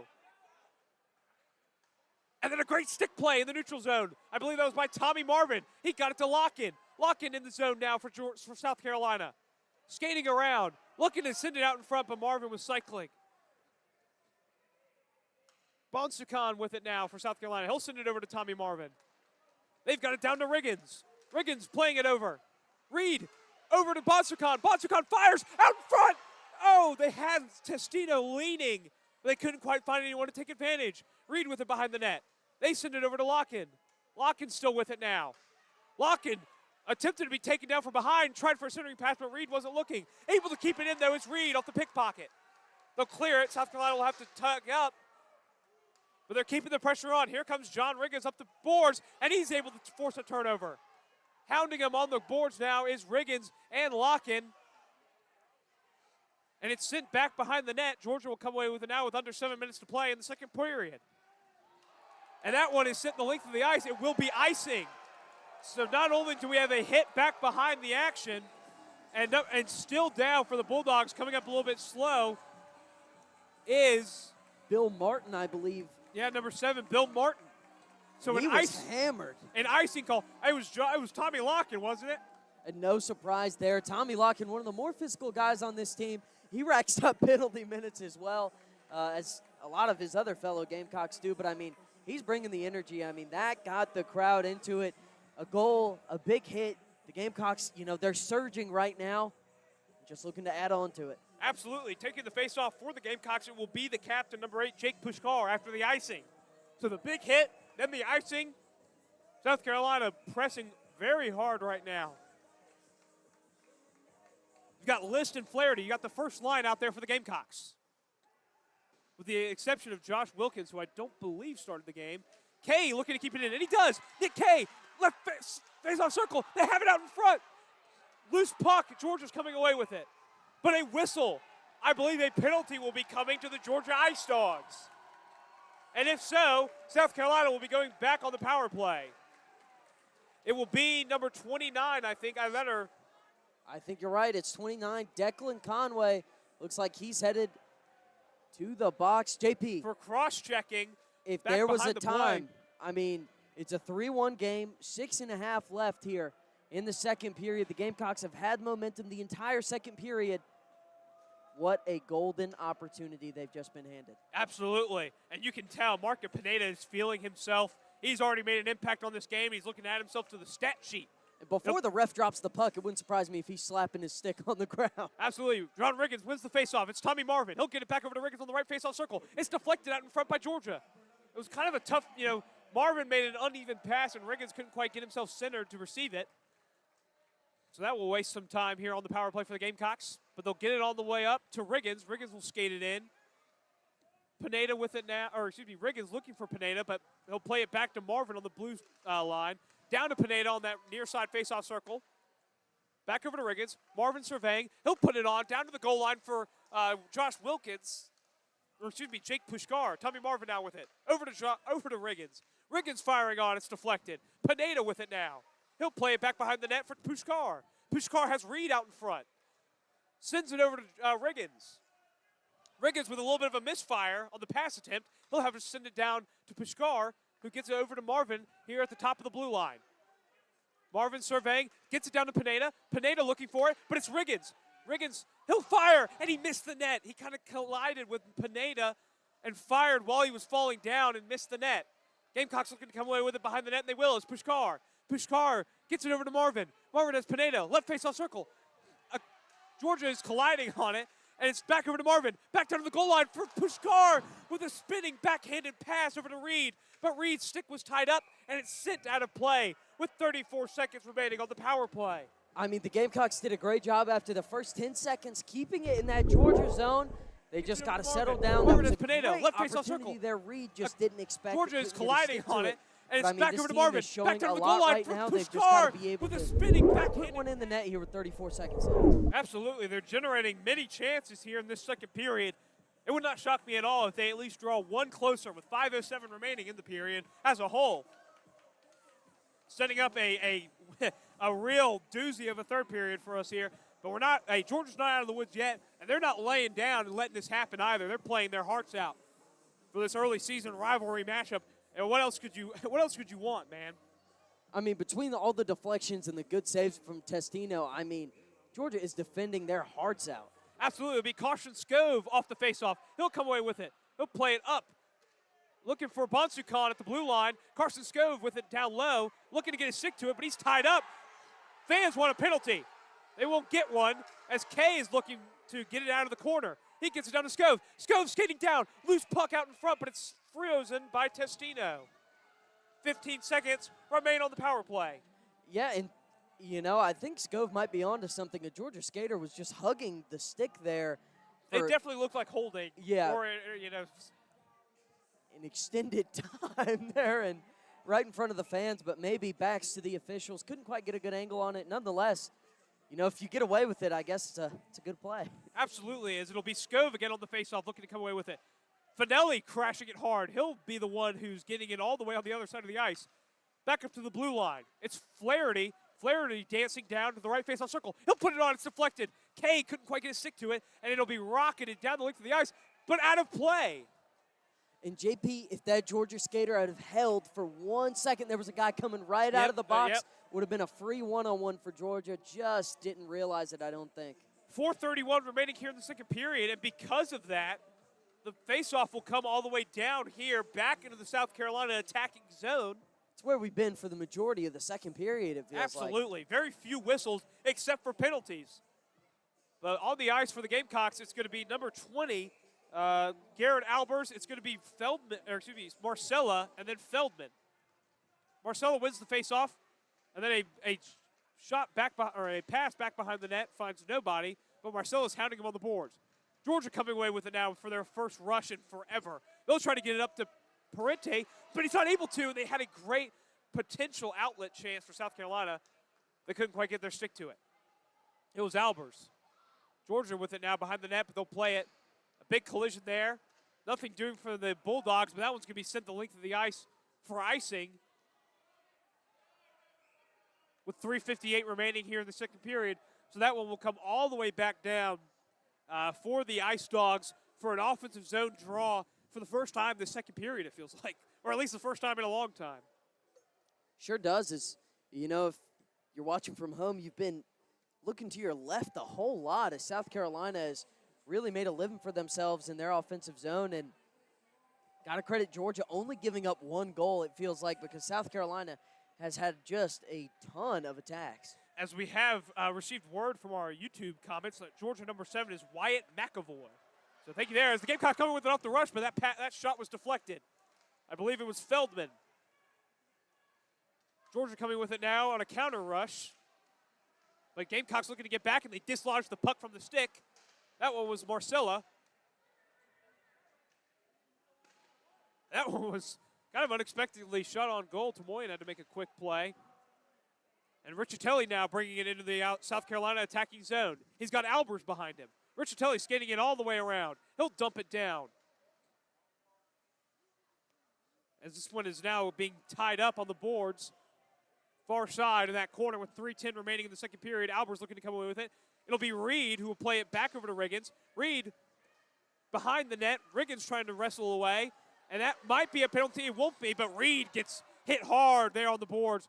But he's able to get it over to Riggins, who will get it back to Reed, although it'll shoot over him a little bit. Georgia looking to clear.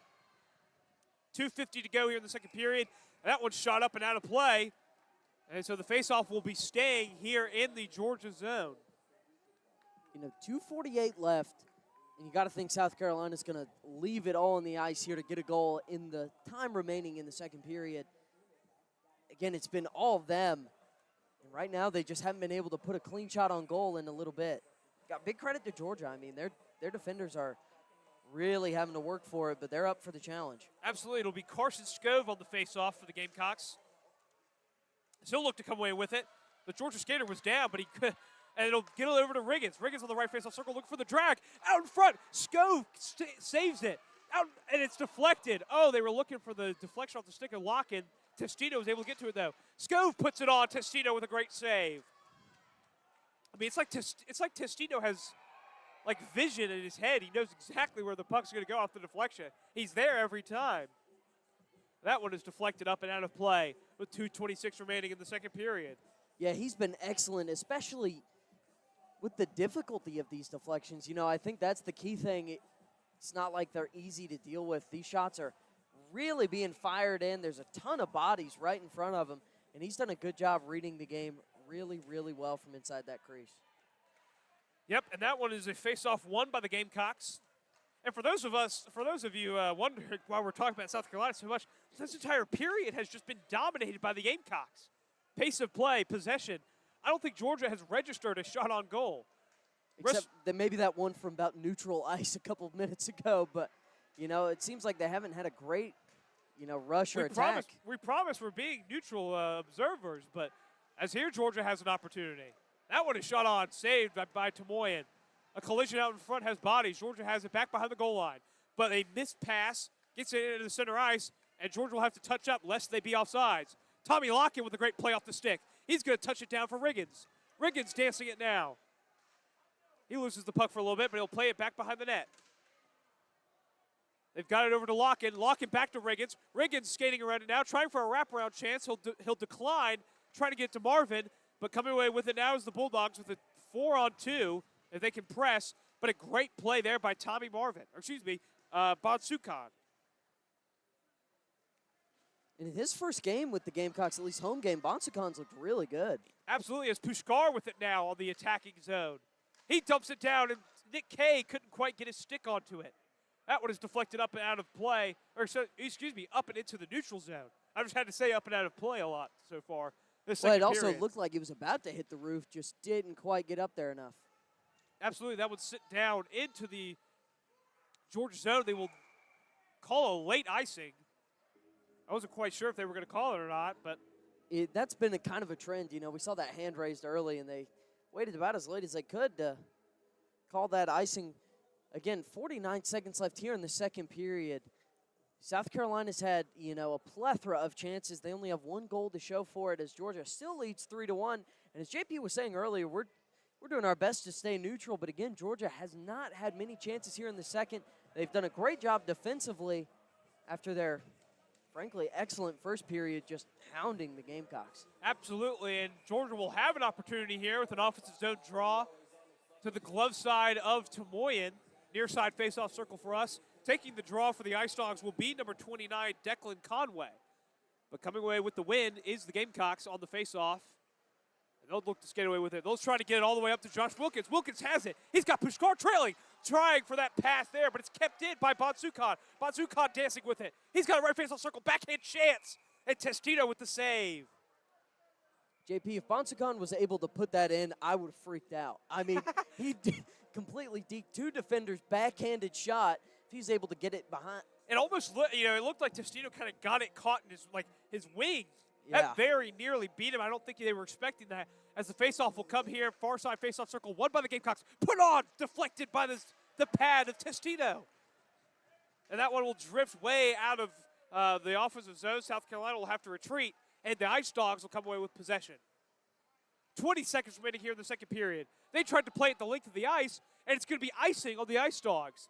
So 15.6 seconds remain in the second period, and South Carolina with a chance at an offensive zone draw and one last scoring chance before the intermission. If they win the faceoff here, they're going to have a good crack at it. And again, they're putting some good chances at Testino. You got to hope if you're South Carolina, one of these times either he makes a mistake or you just find a way to get past him. Because again, Tomoyan, he's been excellent. Georgia, they've just found ways past him in the first period. Gamecocks have the same task. Riggins taking the face-off. It's won back by Georgia. 13 seconds remain. Gamecocks going to look to press for a turnover. It'll be played up. List knocks it down at the blue line. And the Gamecocks will touch up. They have one chance, 4 seconds. Skating in, it's Scove. Scove with the toe drag, and he shoots it into the chest of Testino. So with 4/10 of a second remaining, we will get one more face-off, but that's not enough time to really do anything, Spencer. Not really. I mean, the clock, you could maybe add another second or so from when that was actually saved by Testino. But either way, it's going to be really, really difficult to put something on net. But a great play by List at the blue line there to knock it down. But Testino has just been the man tonight for Georgia. Well, in other news, it's going to be a power play, after we've got 0.4 seconds left. But in the final period of play, South Carolina will start on the man advantage. They will. It's Jack Gannon for the Ice Dogs headed to the box. And, Georgia, they've done a good job, defending against the power play. But you got to think, you're playing with fire. This face-off will happen, and then the period will end. And Georgia took exception to Brendan Flaherty shooting right at the buzzer. And we have our first scrum of the season here at the Plex. As Georgia felt that was a little too after the whistle and came over to let Flaherty know about it. You got to stick up for your goaltender, of course. I mean, you do, but again, the shot wasn't anywhere near a goal, and Bill Martin is kind of losing his mind, still jawing. And one thing, JP, you don't want to do. You don't want to provoke this crowd. You don't want to provoke South Carolina. We saw Alabama do it last year. I don't remember if you were on the call with me for that. The start of a period, pretty much everybody just charged at each other. And this South Carolina team ended up just laying a whooping on them. And Peter Papadopoulos is letting them know. And you know what? If you thought the first locker room speech from Sawal was intense after the first period, this one's going to be inspirational. They're going to look good. They look good in the second period. They're going to come out, and I tell you what, it wouldn't surprise me if we see a little tussle to start the third period, and then the Gamecocks are looking to really get after it. Riggins and Locken looking to explain to the officials, but all power to Georgia in that second period. They took the onslaught from the Gamecocks, only surrendered the one goal. Testino was tremendous. They were able to clear it at times. And if they can cut down the penalties, they still lead by 2 goals. With 20 minutes to play, South Carolina will be on the power play to start the third period. We'll see what comes of that scuffle, if anything. We will be back for the third period of action after the intermission.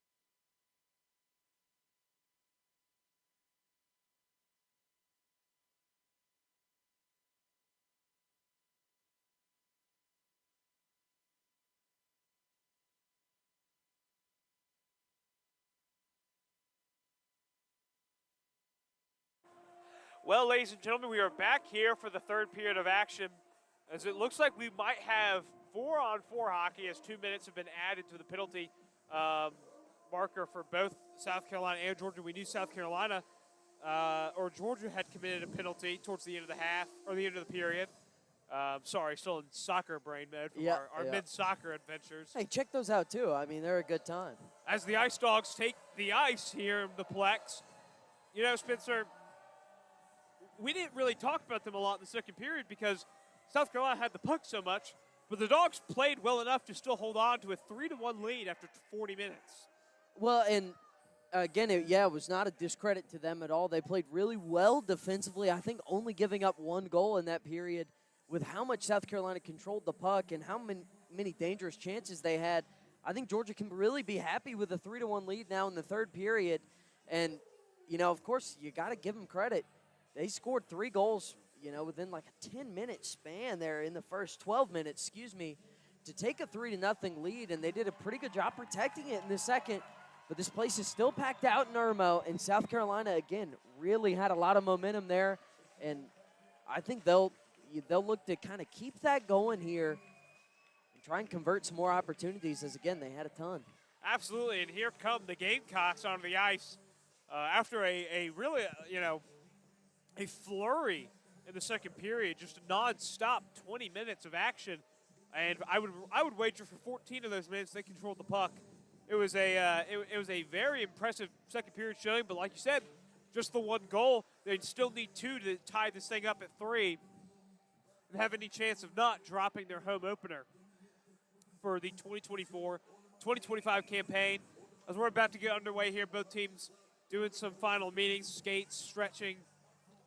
Georgia all together there in front of their bench. This would be a monumental win for the Ice Dogs following last season. This is their season opener. And then, you know, they're looking to repeat as College Hockey South champions, at least of the regular season. They put together a really stellar season, just kind of fell short in the AAU tournament. And South Carolina, they're looking to, you know, maybe put together a little sharper of a regular season campaign and, of course, continue their postseason success. So, you know, this third period, it's going to be nothing short of electric, as it's Carson Scove headed to the box for the Gamecocks. So from that scrum at the end of the second period, so we will have 4-on-4 hockey, and you'd think, just based off the talent, that has portended good fate for the Gamecocks in the past. And Georgia, of course, is quite the step up from many of the teams South Carolina played a season ago. But I'm still interested to see our first instance of 4-on-4 action this season for the Gamecocks, at least here on this channel. As coming away with it now is the Gamecocks off the face-off victory. And the crowd is trying to get them fired up, as it'll be Captain Jake Pushkar skating into the Georgia attacking zone with it. He'll get it back to Bosukan, who was awesome in that second period, to Rhoades on the far side face-off circle. He's got it down in front, looking to skate it into the crease, but that's a pass all the way back up to Flaherty at the blue line. Flaherty looking to dance around a Ice Dog. As they cycle through, Flaherty lost it behind the net, but he comes back away with it, looking for out in front, but he tried to actually take it himself, and he almost, I think, just tried for a Michigan-style goal. But that one is still kept in by South Carolina, and it's fired and deflected back out into the neutral zone. So skating away with it is the Gamecocks, but they're going to have to touch up. With 1:10 remaining here in 4-on-4 action, it's Bonsukan looking to not turn it over, as it's got him and Rhoades now. With Flaherty and Pushkar will come off for Nick Kay. Excellent kick save there from Testino and net. And that one is going to be a penalty on Georgia. A delayed call as they brought down, I think that was Bonsukan or Flaherty there on the near side face-off circle. So we will have 4-on-3 action, I believe, as the Ice Dogs are going to be shorthanded here for 49 seconds, or they'll be shorthanded for a lot more than that. But 4-on-3 for 49 seconds. Assuming that the goal scorer, Tyler Stewart. Yes, he will. So it will be 4-on-3 with the face-off coming near side face-off circle, glove side of Testino. Sorry, you never know with the AAU rules and stuff, like whether, last year we had moments like this where it went to 5-on-4, and But anyway, It was Declan Conway headed to the box for the Dogs. It's not his first time in there tonight, so no, it'll be Riggins on the faceoff for the Gamecocks. He's won faceoffs, but he hasn't really gotten active offensively outside of that as they get it to Marvin at the blue line.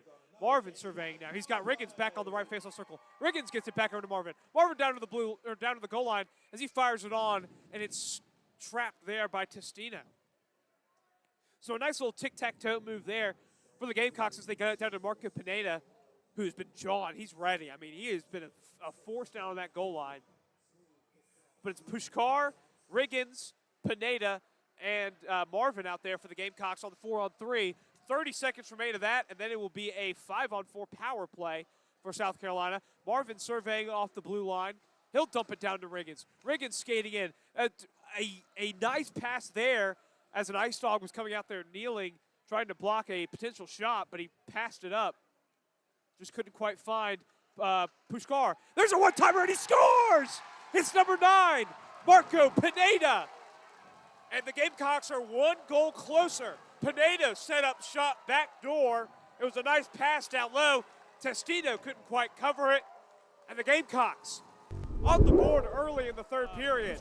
There's a one-timer, and he scores! And it's number 9, Marco Pineda.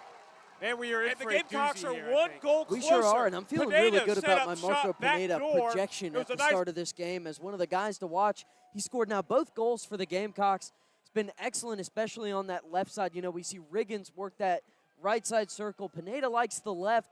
Tommy Marvin did a great job of just kind of getting in the space, kind of in the center. He found found Pineda on that left side. Back door, nothing Testino could do. It's a 3-2 game here, JP. Absolutely. We'll be back to 4-on-4 hockey for 10 seconds. And then I believe the Gamecocks will have a minute and 11 of a power play to operate off of. On the ice for the Gamecocks is Tommy Marvin, the captain Jake Pushkar, the goal scorer Marco Pineda, and the facilitator John Riggins. Riggins taking the faceoff here at center ice for the 10 seconds of 4-on-4. So if the Gamecocks can win this, they can hold it till the man advantage comes, as we have a whistle here right after the faceoff.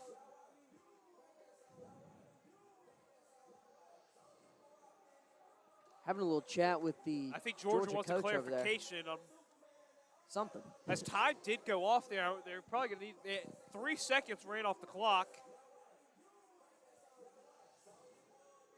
Okay. We're just going to play ball here. Yep. Hey.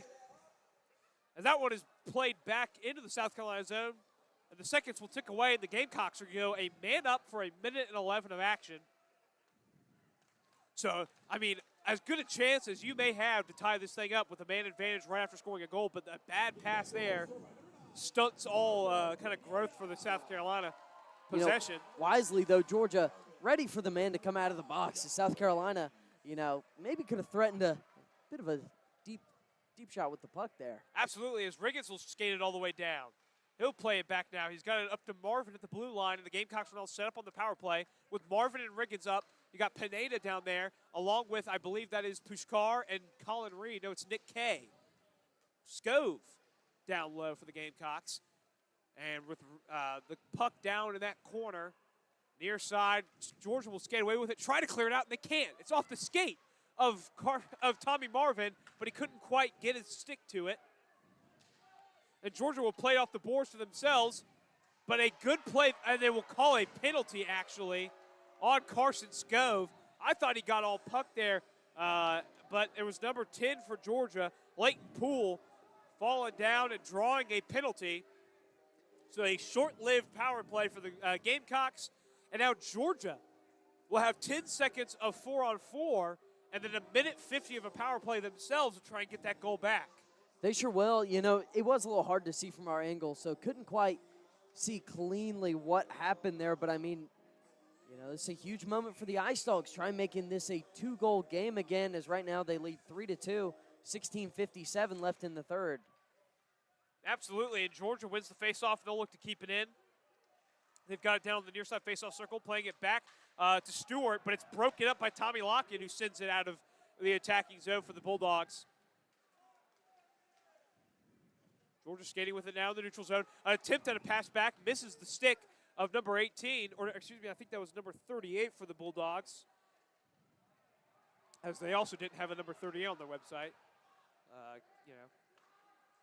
That one is played all the way up to number 38, who touches it off his stick into the zone. He tries for the pass back to number 3, Parente, but it's a great play by Riccitelli, who not only knocks it away, but gains possession and sends it the length of the ice to kill off more time of this power play for Georgia.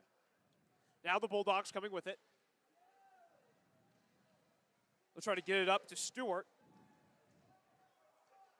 Riccitelli with it behind the Gamecock net. He's got Parente diving on him, and then Riccitelli kind of sent a shot, but it kind of looked like it was a little bit of a dive there. And now a shorthanded chance for the Gamecocks will turn into Parente coming away with it for a 2-on-2 with number 38.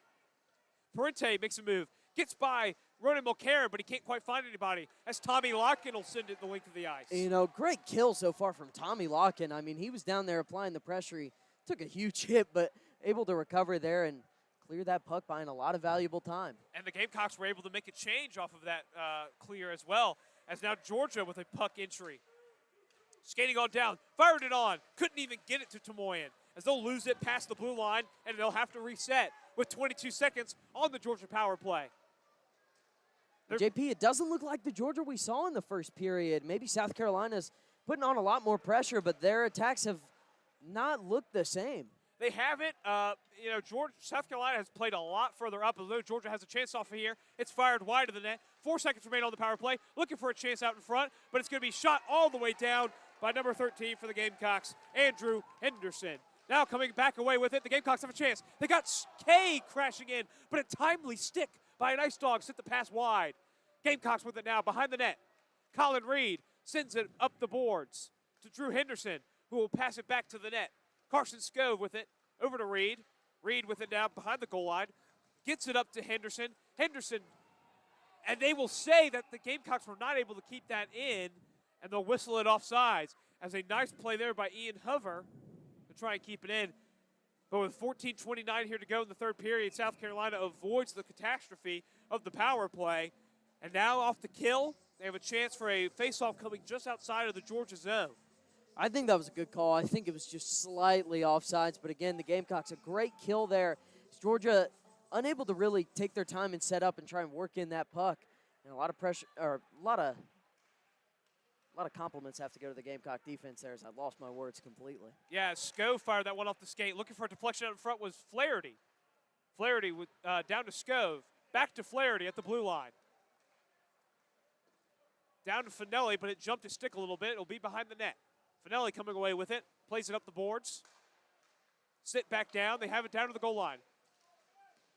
Fired it on. Looking for a deflection, and it jumped the net barely. It was off the stick of Finelli. Finelli skating back behind the net with it. He'll drop it off for Scove. And there's just a tough play by List at the blue line. Lost possession of it. And there's a big hit at center ice. Maybe tripping there. It looked like a skate. I think we're getting, he turned himself into a human torpedo. Although the comments won't like that one because we weren't extremely complimentary of the Ice Dogs on their penalty they committed. So I'd like to make an official apology, I suppose. But it will be a penalty on McAvoy, the number 17 we learned about. Hey, shout out for the useful information there. You know, yeah. he isn't on the website, to be fair. We tried doing our prep, but, can't help for the players that just aren't there. But again, Mr. McAvoy's headed to the box, and the Gamecocks, great opportunity to tie this game up at 3. Yep, it'll be Riggins taking the faceoff for the Gamecocks, looking to come away with it. Reed got tied up at the faceoff circle, but Georgia will skate off with it. And they'll send it the length of the ice to kill off some time. Tomoyan sends it off to Tommy Marvin, who gets it up to Riggins. Played over to Reed, but Reed slips on the ice. So it's the first home game for the Ice as well. Played back behind the net. Sent up the boards, but South Carolina able to keep it in. That one's played back behind the net. Riggins coming on to it. And it's going to be Colin Reed. Reed has it behind the net, surveying. He's got Riggins to his left. Pineda to his right. He gets it over to Pineda on the goal line. Back up to Tommy Marvin by the blue line. Marvin looking. Over to Riggins on the right faceoff circle. Back to Marvin. Marvin tried to fire it on, but the puck left his stick. Over to Riggins. Back over to Marvin. Marvin looking. Back to Pineda. One-timer. Puck out in front. But no one was there to hammer it home. Heck of a save there by Testino. I believe his pad got to that one, but Pinedo, I mean, just charged that one up. And there's an own zone turnover. And there's a shot on that Tamoy was just able to get his shoulder to. You couldn't quite tell where the puck went, but Tommy Marvin turned it over behind his own net, and the Ice Dogs with an excellent opportunity there for a shorthanded goal. Enzo Finelli coming away with it now. Finelli skating into the Georgia zone. He'll put it on. Testino can't corral after the initial save. Nick Kai with it down by the goal line.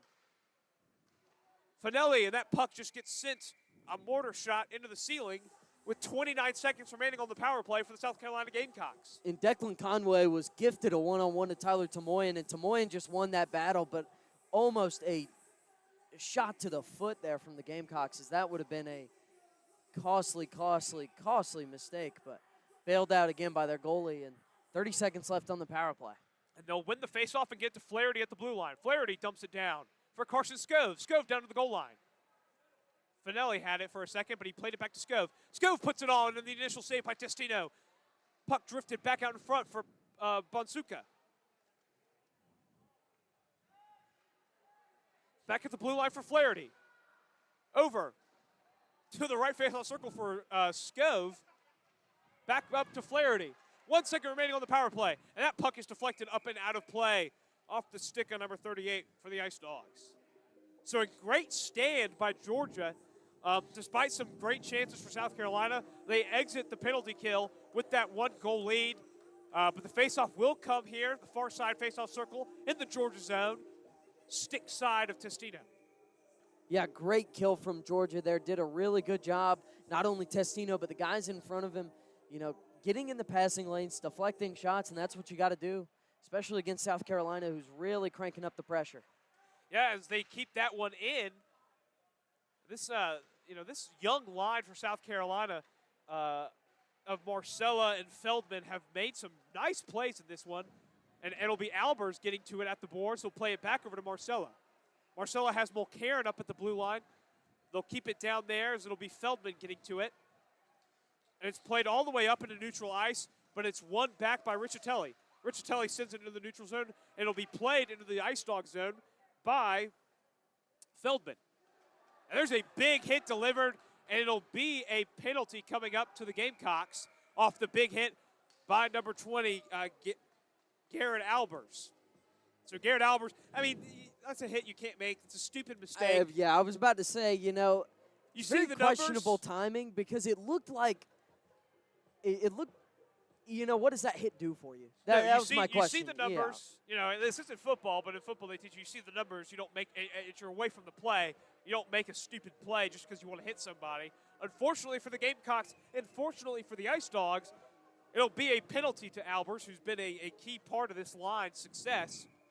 For a couple years now, but again, you know, just a costly mistake, and Georgia definitely going to look to capitalize. There's a diving play by Locken to try and break it up. It's Parente down there on the goal line. He'll look for the centering pass. Tamoyan with the stick, and he'll jolt it out far into the Georgia zone. Tamoyan made the initial save and was down on his back and was just able to kind of shovel that one out of there. Locken sold out to try and break up a pass at the blue line, and it gave Georgia an excellent 5-on-3 chance. That one is fired on behind the net. And it was Tyler Stewart, the guy who just fired that shot. He was crowding Tamoyan, trying to get in front of that puck. And this time Locken connects on the dive, and he's able to knock the puck back into neutral ice. Josh Wilkins pressuring on the penalty kill. Up there with Locken, along with Ronan Mulcairn and Ben Riccitelli. Riccitelli with a nice stick play, and it'll generate an offsides, and then a hit after the whistle by Wilkins. And we have another scrub here up on the boards on the far side in front of the South Carolina bench. The offside whistle came late. Riccitelli was in the process of kind of delivering the hit on the boards, and it was really unfortunate timing. Yeah, don't know if there'll be any extracurricular penalties added on here, but as far as it seems, it doesn't look like it. It looks like it's just going to, you know, play the offsides, have a little face-off instead of sending anybody else to the box. And, you know, it looked pretty even there. I don't know, you know, physical game. I think us as well as the fans at home, you know, you like to see physical hockey, right? Yeah, but you want to see safe hockey as well. Of course. You know, so and that's why, you know, the quicker calls would help with, you you those look late. you look into it, but, you know, first game of the season for the refs here at the Plex Of course, as well. of course. I think they've called a pretty good game, and They have, as we're going to get a discussion here on the penalties. the Georgia box is open, but it looks like it's going to be one apiece if Pushkar goes in. It's going to be Tommy Locken going in for the Gamecocks. I think it might also be Jack Gannon heading to the box for the Bulldogs. It's a keen eye. It is going to be number 4 heading back to the box for his second time tonight. Is that going to make it? It might be matching penalties. Yeah, that's with the scrum. I don't think they'll get Riccitelli for that, the hit. 10-10 remaining here in the third period as a whole. Gamecock still searching for the equalizer. Georgia looking to hold on for a big opening win of their season. As this is just they only play this one game currently. So after this game, it'll be on to next week for both squads. They're going to give it their all. you're absolutely right. And again, It'll come away, I believe, just a 5-on-4 power play for the Georgia Bulldogs. So no change to the penalty time as a whole on the scoreboard. A minute 13, a 5-on-4 action for the Ice Dogs. The Gamecocks looking to come away with the face-off, and they do. They'll get it over to Hull, who will try to play it off the boards, but it deflected weirdly, so they couldn't send it the full length of the ice.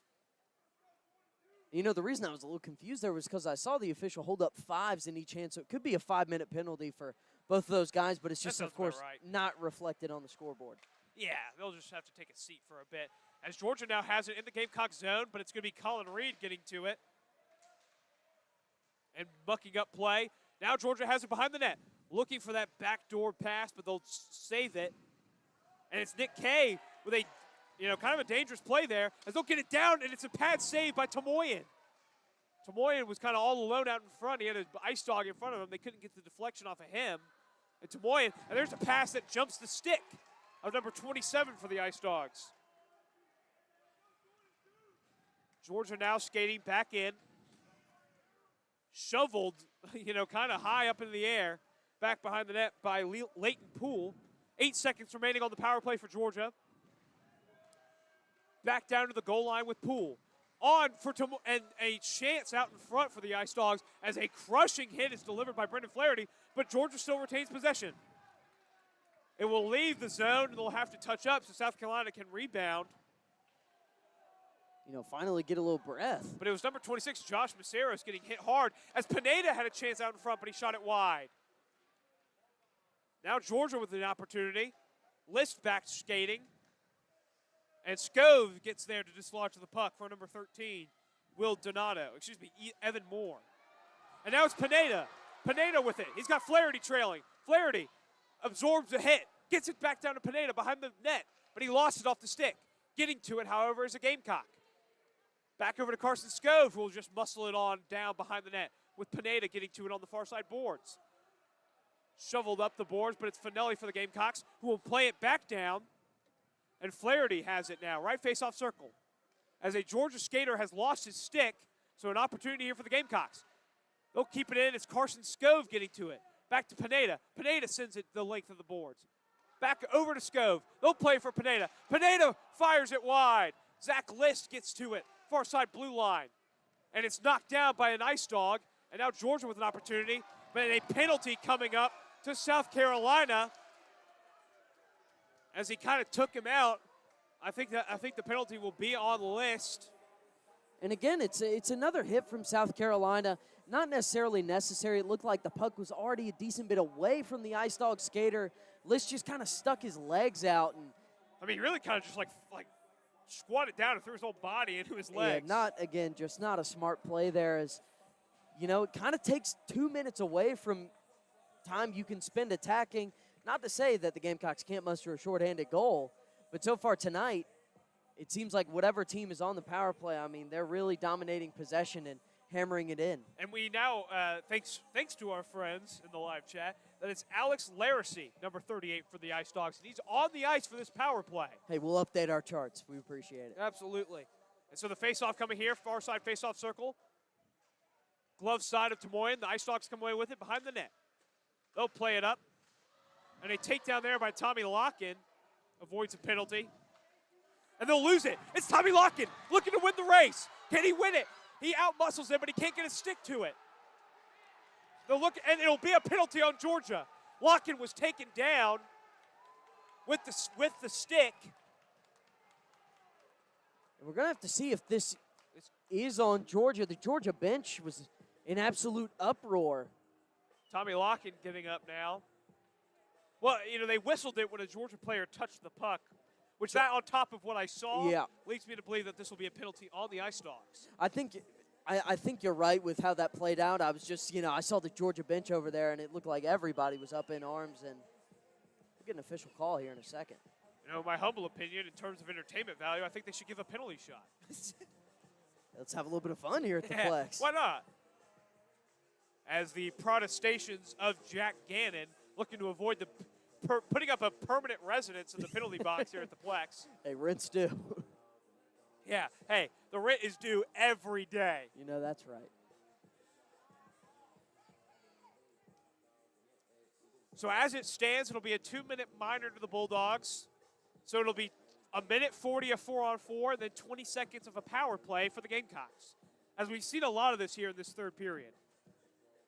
Yeah, there's been a whole lot of physical play, and, you know, gotta love that. It's actually not Gannon, but it is a... Gannon leaves, and he's replaced by Bill Martin. Who's also seen the penalty box. I mean, you know, yeah, these guys are going to take out a mortgage. I mean, however, a lot of players on the ice tonight have seen the penalty box. It's not just Georgia. And, you know, JP, I think we expected this. It's two SEC schools, really solid hockey teams, and just going at it. We expected physical play and some trash talking, some scrums. It's been everything it's billed as. Absolutely, as Riggins will win the faceoff.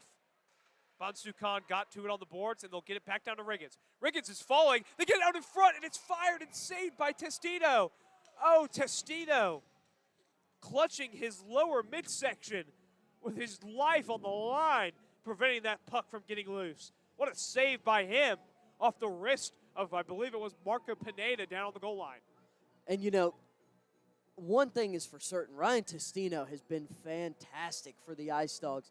You know, I think a huge reason why this game isn't a little closer right now, but you could say the same thing about Tyler Tamoyan. Absolutely. Two great goalies on play here as Carson Scove gets it on the right faceoff circle. He'll skate back, looking to dump it over to Flaherty. Flaherty has it on the blue line. Look for the backdoor play, and then taken down was Bonsukan for the Gamecocks by Testino. So Testino, you know, putting his imprints on the game on a defensive impact side. Yeah, he's owning this crease back there. But Flaherty will get to Bonsukan, who with the entry for the Gamecocks. And he'll get it down behind the net for John Riggins. Riggins skating with it now.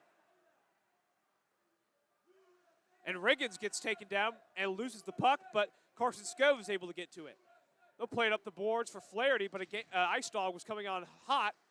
The cross-ice pass to Bonsukan. Bonsukan fires it on. It's saved by Testino.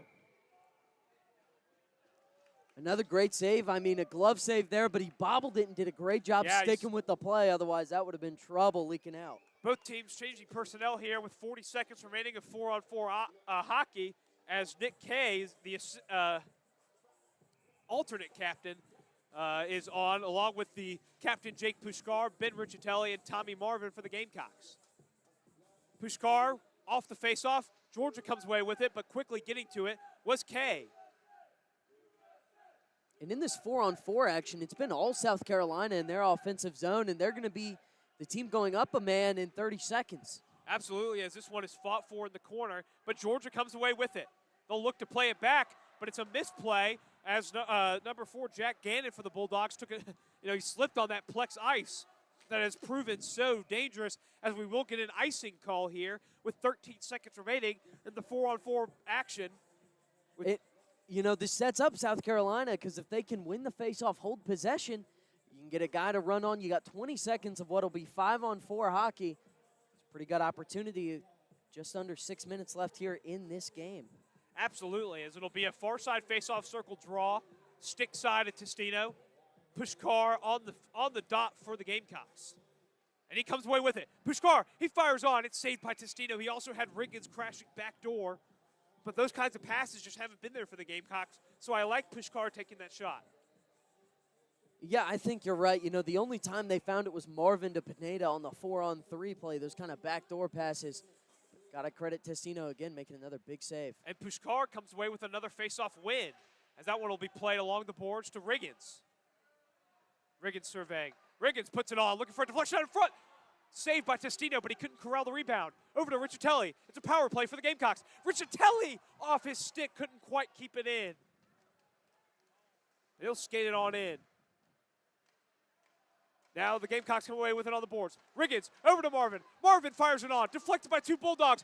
Pass over to Riggins. Riggins shoots. He scores! John Riggins has tied this one at 3 with 5:14 remaining. John Riggins finally gets a clean shot on goal. Two Ice Dogs hit Marvin, fires it on, deflected by two Bulldogs. Pass over to Riggins. Riggins shoots. He scores! John Riggins it felt like has time. tied John this Riggins one. was just waiting to make an impact in this game, and he does with 5 minutes and 14 seconds left, just as the power play expired, and the glass is shaking in Irmo. Absolutely. Chelsea Dagger ringing out here at the Plex. The fans into it. And we have a whole new ball game with 5:14 remaining. But you can't afford to take off the gas pedal if you're the Gamecocks. And for Georgia, there's a lot of time left to win this in regulation. There's a reason they were up 3-0 in the first place. But the defending national champions have come all the way back and tied this one at 3. With 5 minutes to go in the third period, the Bulldogs have it in the Gamecock zone. They'll play it back, and Drew Henderson will come away with it. And, you know, Georgia was favoring really with that scrummy play whenever they could just cause chaos right in front of the net in the first period.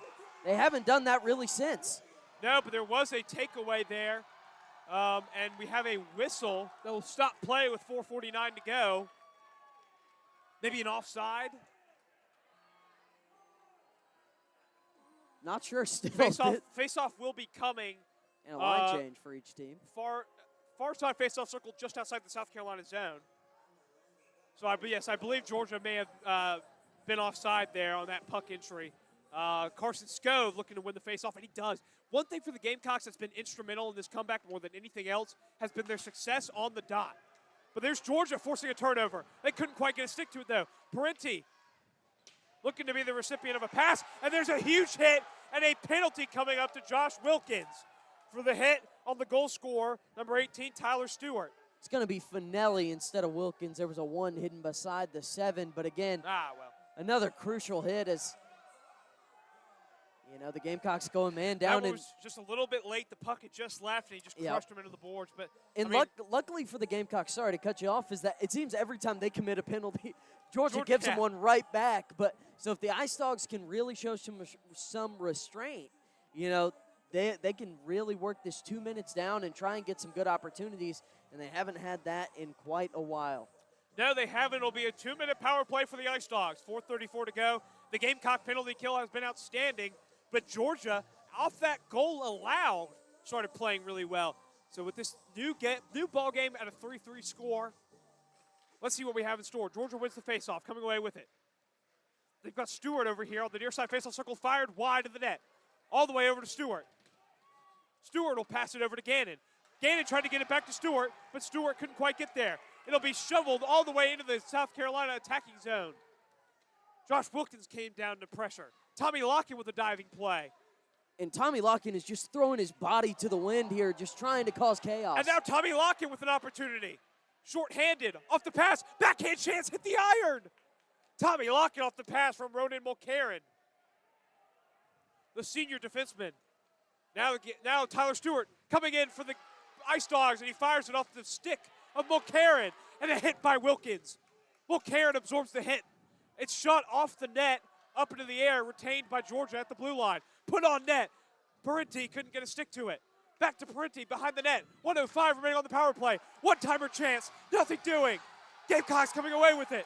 It's Colin Reed. Reed has Wilkins. Fires on. Initial save good by Testino. Reed with it behind the net.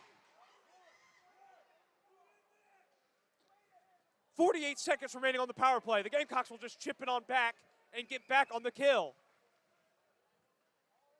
Making some personnel changes as well. Zach List, Brendan Flaherty, Nick Kay into the fray for the Gamecocks. Georgia also making some changes here as, you know, they're going to have one good try left, 30 seconds left in this power play, 3 minutes left in the game. Absolutely, as that pass is broken up by the stick of Nick Kay. Colin Reed will play it back into the Georgia zone. 19 seconds remain on the penalty kill for the Gamecocks. Ice Dogs looking to come away with it. The hounding stick of Kay. Georgia skating on with it. They've got it far side. Can't quite get a stick to it. Tamoy with the save. Georgia looking to retain possession, but they can't. The penalty will expire. Coming out of the box is Enzo Finelli. 2:30 to go here in the third period. Puck is played up and out. And a face-off will come in the South Carolina zone with 2:27 to go. JP, how's your voice doing? Not great, but we'll be here no matter what. Because success is never owned, it is only rented. And what, Spencer? The rent is due every day. Both teams paying their share today. Tied at 3, 2:27 left. JP, what a game. This is what you want, man. Two big rivals going at it, two great teams. As Georgia will take the face-off far side. They'll win the face-off, but it'll be Brendan Flaherty coming away with it. Carson Scove will have to wait for Flaherty to touch up. He'll skate it in. Avoids a stick of a Georgia player. They've got it behind the net. Look for his pass out in front to Flaherty, but it finds a Ice Dog stick instead. They'll look to break away. Shot on, save by Tamoyan. Zach List wrestled it away, and Carson Scove comes now with it up the boards. Playing it, and he's hit from behind. No penalty. Offside is Georgia. They touch up. An uproar from the Plex after that hit from behind that sent List down, holding his head, as Georgia now has it. Off the deflection, the Ice Dogs looking for it out in front. Deflected up and out of the zone by the Gamecocks. 1:30 remaining in regulation. Marco Pineda up there, along with Enzo Finelli. That puck jumps the stick of the Ice Dog, and it'll be John Riggins trying to play it away. Enzo Finelli's taken down. No penalty called. John Riggins, we have an arm up actually. It will be a penalty. It is a delayed penalty as Enzo Finelli is struggling to get himself up off the ice. Off the hit behind the play. It'll be a tripping call on Georgia with 1:14 to go here in regulation. It's David Eberle headed to the box, and Finelli took that to the lower leg, and he is down. Still down. Certainly hoping he's okay, and he's going to come off to a hero's applause whenever he gets up. Yes, as they'll tend to him.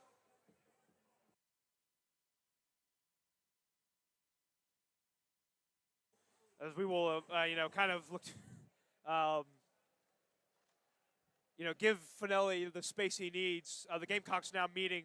It's Colin Reed, Jake Pushkar, Tommy Marvin, Marco Pineda, yep, and John Riggins out there. Along with checking on Finelli, it's number 22, Ian Hoover, Carson Scove, and Kai Bonsukan. Hey, good eye there. It's a little tough to see these numbers when they're hunched over like that. That and the new jerseys, hey, yeah, we're working on the fly here. It will be a 2-minute power play for the Gamecocks as Finelli will skate off now. Not really putting a whole bunch of weight on that left foot. With the help of the trainers and Bonsukan, they're just going to take him to the locker room, actually. I think that's smarter. He's definitely in some pain, so hoping he's okay. But the rest of the Plex crowd, they're going to rally like only they do, is getting on their feet here as the third period is going to come to a close with a Gamecock power play. Absolutely. And don't discredit Georgia's attempts on the shorthand. We've seen them generate chances, so this one is far from a well-established, kind of one team is the advantage. And we'll also see the Gamecocks sometimes overextend and get caught on the back end. Absolutely. It'll be John Riggins off the faceoff. Marvin keeps it in. Marvin over to Pineda. Pineda plays it down to Riggins. Riggins looking, shooting. Testino with the save. Marvin keeps it in. Marvin, left face-off circle. He'll get it over to Riggins. Riggins with the drag. Riggins fires out in front. He scored. No, he missed it. Oh, no goal. I think that one might have accidentally hit the post or something. It got tipped way up into the air, but things are moving out there. For all the Atlanta Braves fans out there, I just chip carried that. No goal is the call, though. John Riggins now skating it up the ice. As they'll dump it down onto the boards. Tommy Marvin coming away with it. Riggins has it right face-off circle. He'll dump it down to Pineda. 30 seconds left in the third. Absolutely. Over to Marvin at the top of the line. Gets it down to Pineda. The one-timer deflected out in front. Pushkar down by the goal line. Gets it to Riggins. Riggins over to Marvin. 18 seconds left. Fires it on. Marvin. It hits Testino. And now coming away with it is Parente. With one chance. 10 seconds. He'll play it down to himself. 7 seconds. Tommy Marvin. 5, 4, 3, 2, 1. And we will have, unless anything different, It's either overtime or a fight. yeah, sometimes we get ties, sometimes we get overtime, but neither team is leaving, ladies and gentlemen. So I think we are going to get sudden death overtime. 5 minutes of action, 46 seconds on the power play for the Gamecocks. With JP, again, 5-on-4 for the Gamecocks. We're knotted at 3. What's the game plan here? Well, depending on how they play this overtime, with that man advantage, man, you just got to work it down. Pass up a good chance for a great chance. Unselfish hockey will win the day for the Gamecocks if they're able to win it with that man advantage. But for the Bulldogs, pack it in. Don't overextend. If the chance is there to dive and knock a puck out, you can take it. But Enzo Finelli has returned to the ice, much to the glee of everyone in the Plex sporting Gamecock colors. And he looked pretty good there. So, JP, I'm assuming maybe a bit of a big-time stinger there, taking a stick to the lower leg. Yeah, Thankfully, he looks to be okay. And the line for the Gamecocks is going to be Flaherty's out there, Riggins, Scove.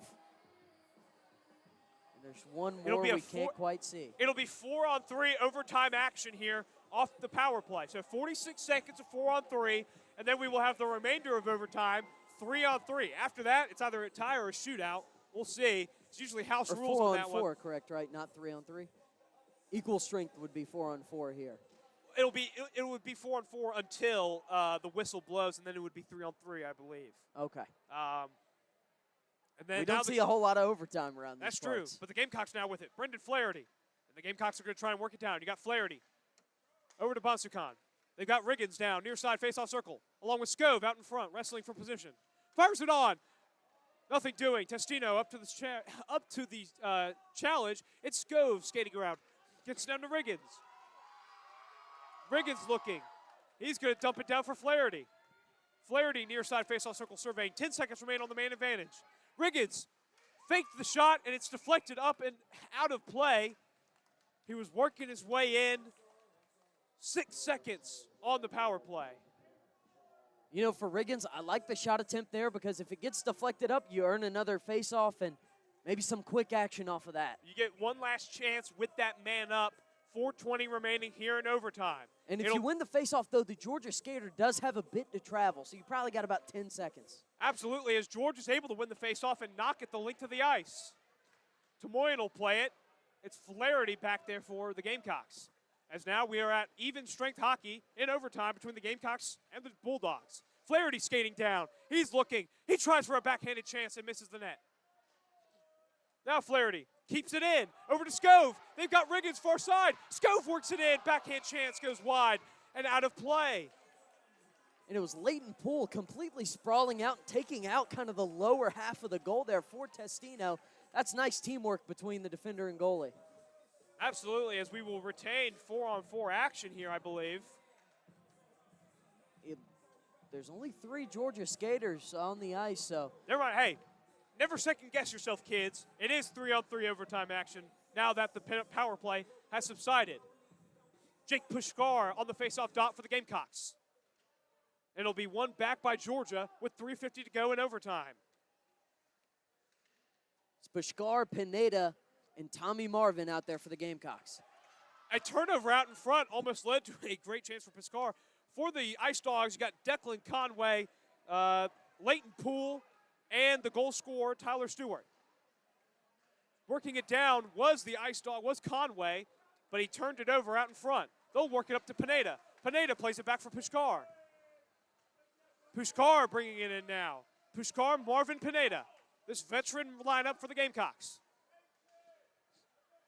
The captain, Pushkar, working it in, trying for a chance out in front for Marvin.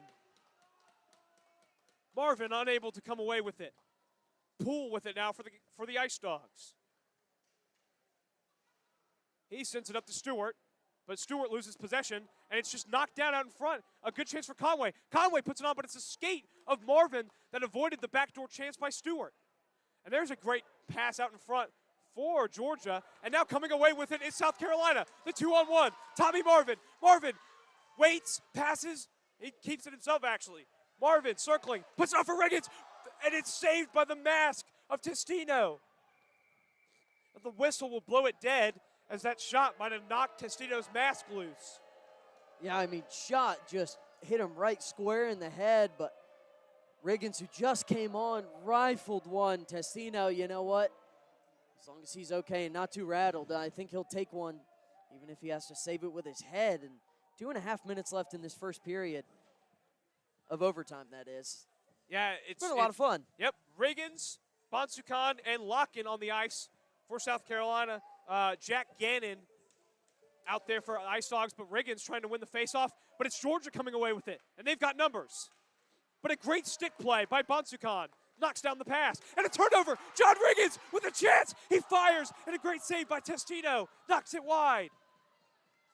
Riggins dumps it down now for Bonsukan. Bonsukan over to Locken. Locken has it. And they'll cycle back out. Looking for a re-entry. That's something you can afford to do. Locken plays it off the board to himself. He's got Riggins crashing. Tried for a pass, and a diving play by an Ice Dog broke it up. Now a chance for Georgia. Georgia skating it down. Looking for a pass out in front. They just out in front of him. It was number 13, Evan Moore for the Ice Dogs, who had a chance there. They're just cycling it around now. Evan Moore has it top of the blue line. They'll send it down. Far side face-off circle. Cross-ice pass for Evan Moore. And they'll just cycle it back out. Leighton Poole has played this entire overtime period for the Ice Dogs.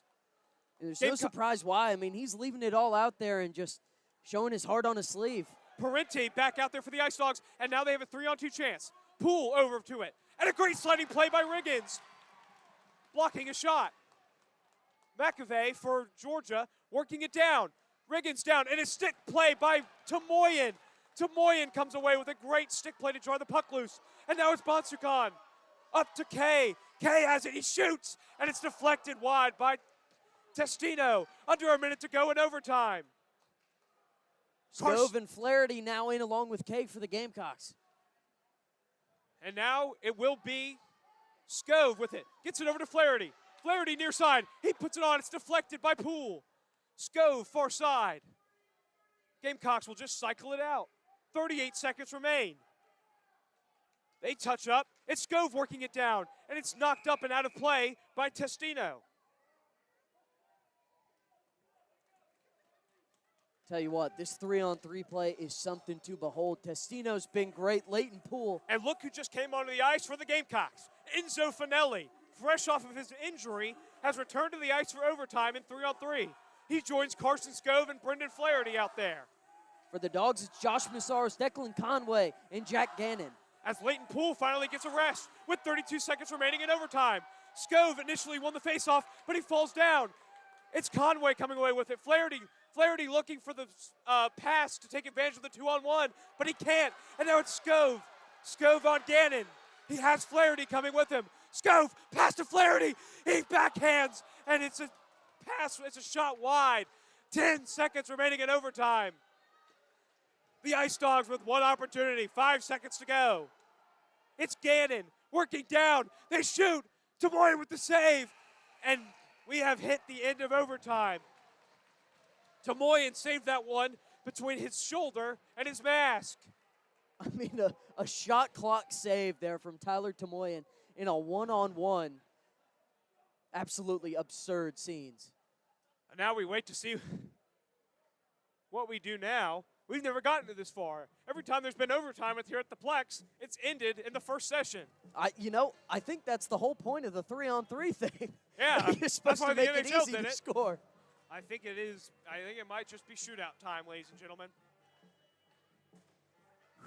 the Time puck will is tell. the puck is at center ice, which lends you to believe.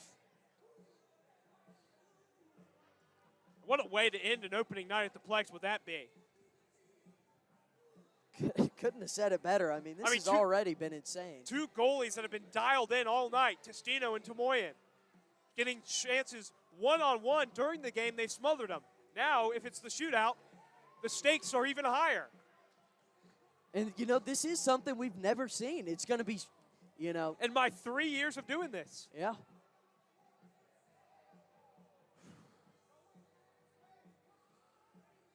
Refs are communicating in some form But or there's fashion. there's 3 players on the ice for both teams, so maybe we'll go back to 3-on-3. About to find out. I was hoping we'd get maybe an announcement. No, I think we're about to hit the shootout. As Conway is kind of assuming his position for the Ice Dogs. It will be. And you've got the crowd here at the Plex. This is a great way to get them involved. And it's Conway coming in on the shootout. Conway takes it. He's working down to Tomoyan. He skates to his left. Drifting now to his right. He fires it on, and it's Tomoyan with the save. Tomoyan knocks it down. Conway, no good. So Georgia, nothing doing on the first shootout attempt. And now it'll be the captain, Jake Pushkar, for the Gamecocks. Makes a lot of sense. He's very crafty. Pushkar, he scored a Michigan goal last year. You're going to have your As a guys game with their winner. best. Yeah, exactly. You're going to have the guys with their best stick work out there. Here he goes. Pushkar coming on strong. He goes to his right. Testino comes out to meet him. Pushkar working in. Pushkar shoots. He scores! Pushkar scores the first shootout and puts the Gamecocks in a great position. Coming out now for Georgia on their shootout attempt will be Evan Moore, number 13. This crowd is getting on their feet. Moore coming in. He's going strong to his right. Drifts to his left. Moore coming in. He gets it on Tomoyan, and Tomoyan blocks it out. No goal. Tomoyan getting the crowd fired up. And Tyler Tomoyan is a brick wall back there since the first. Nothing doing for the Ice Dogs. And I believe if the Gamecocks score here, they would either win or they'd win on the next save. It's just going off of shootout Best of rules 3 in or my 5. head. That's right. John Riggins skating on now for the Gamecocks. He goes to his left. He's got it near side boards. Now coming on to his right. He's got it. He gets it past, and it's off the iron. It is off the iron and no good. Oh, he had Testino beat. Testino was drifting too far to the right, and he moved. A great stick play. He just couldn't quite get enough of it. Now for the Ice Dogs, it's Tyler Stewart, who I believe scored the first goal of the game for them. Can he keep them alive? Stewart coming in now. Off to his left. Tomoyan. And Stewart is able to, and it's missed! It's missed! The Gamecocks win! South Carolina comes all the way back, and they win in the shootout. Tyler Stewart, nothing doing on the shootout, and South Carolina wins. What a way to start your home season as Tomoyan comes out to hype up everybody. Spencer and Stewart what a is able game. to, and it's In the missed, battle of the it's missed. Tylers, The to keep it Gamecocks alive win. for the Ice Dogs. It's South Tomoyan Carolina who says comes no, all the and way what back, a performance. The win Gamecocks in the battle back shootout. from 3-0 down, and they take it home in the first shootout we've ever seen at the Plex. What a beautiful game. And JP, that's how you play a game as champions right there. Absolutely. The resilience on display. Down 3-0 after the first, and Georgia did not score again, not even in the shootout. You force your way into overtime, scoring 2 goals in the third. Take advantage of special teams.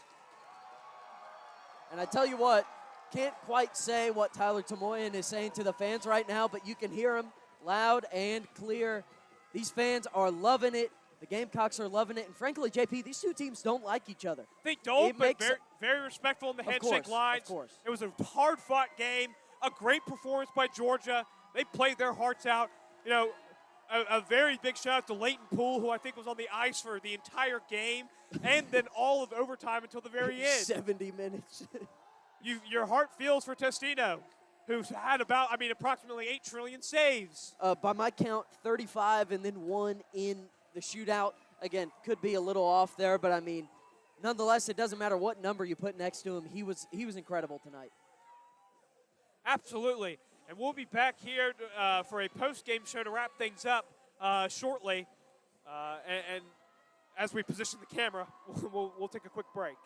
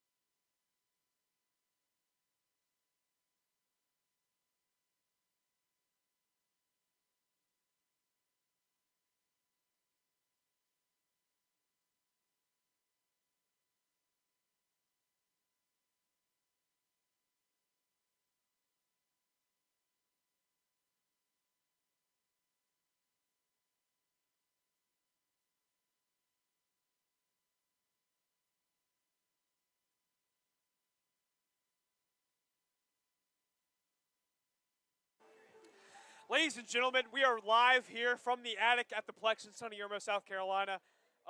Sunny Irmo. It's almost midnight. But coming to you after the thrilling shootout victory for the South Carolina Gamecocks.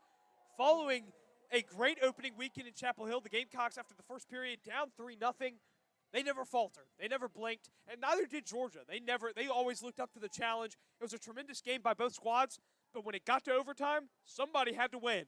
And after a hard-fought 5 minutes, we got a shootout, and Tyler Tomoyan rose up and shut down the top three for the Bulldogs. I mean, Testino versus Tomoyan was the battle of the century. Those guys could have went 12 rounds in the ring is what it felt like, just making incredible save after incredible save.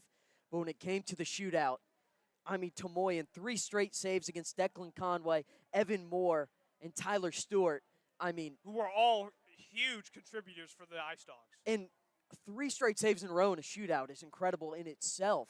And, you know, it's kind of weird. You know, you win a shootout 1-0. And this is after Tomoyan makes a save right before the end of overtime, just barely in between his shoulder and his helmet. You can't put enough words to it, to how good he is and what he means to this team. Giving up 3 goals in the first period. And, by the way, not really his fault. I was going to say, you know, some of them coming just out of pure chaos. Him and the rest of the squad, of course, being able to recover, bounce back, and just never give up. It was a great game all around. It was a great game. It was a ton of fun. The Gamecocks don't come back home for a couple. October 4th, I believe, is what we're hearing from our main man, Doug. Absolutely. And speaking of our main man, Doug, quick shout out to our technical crew, Micah, Rhoades, Doug Andreuzzi, Mary Des Parker. We wouldn't be here without them. We wouldn't be here without you guys, the viewers. And I really think that kind of encapsulates everything tonight. Tonight was a celebration of hockey in South Carolina, and I think there's not really much else to say. A great victory, and that's going to do it here. He's Spencer Ball. I'm JP Barry. Have a great night, Carolina.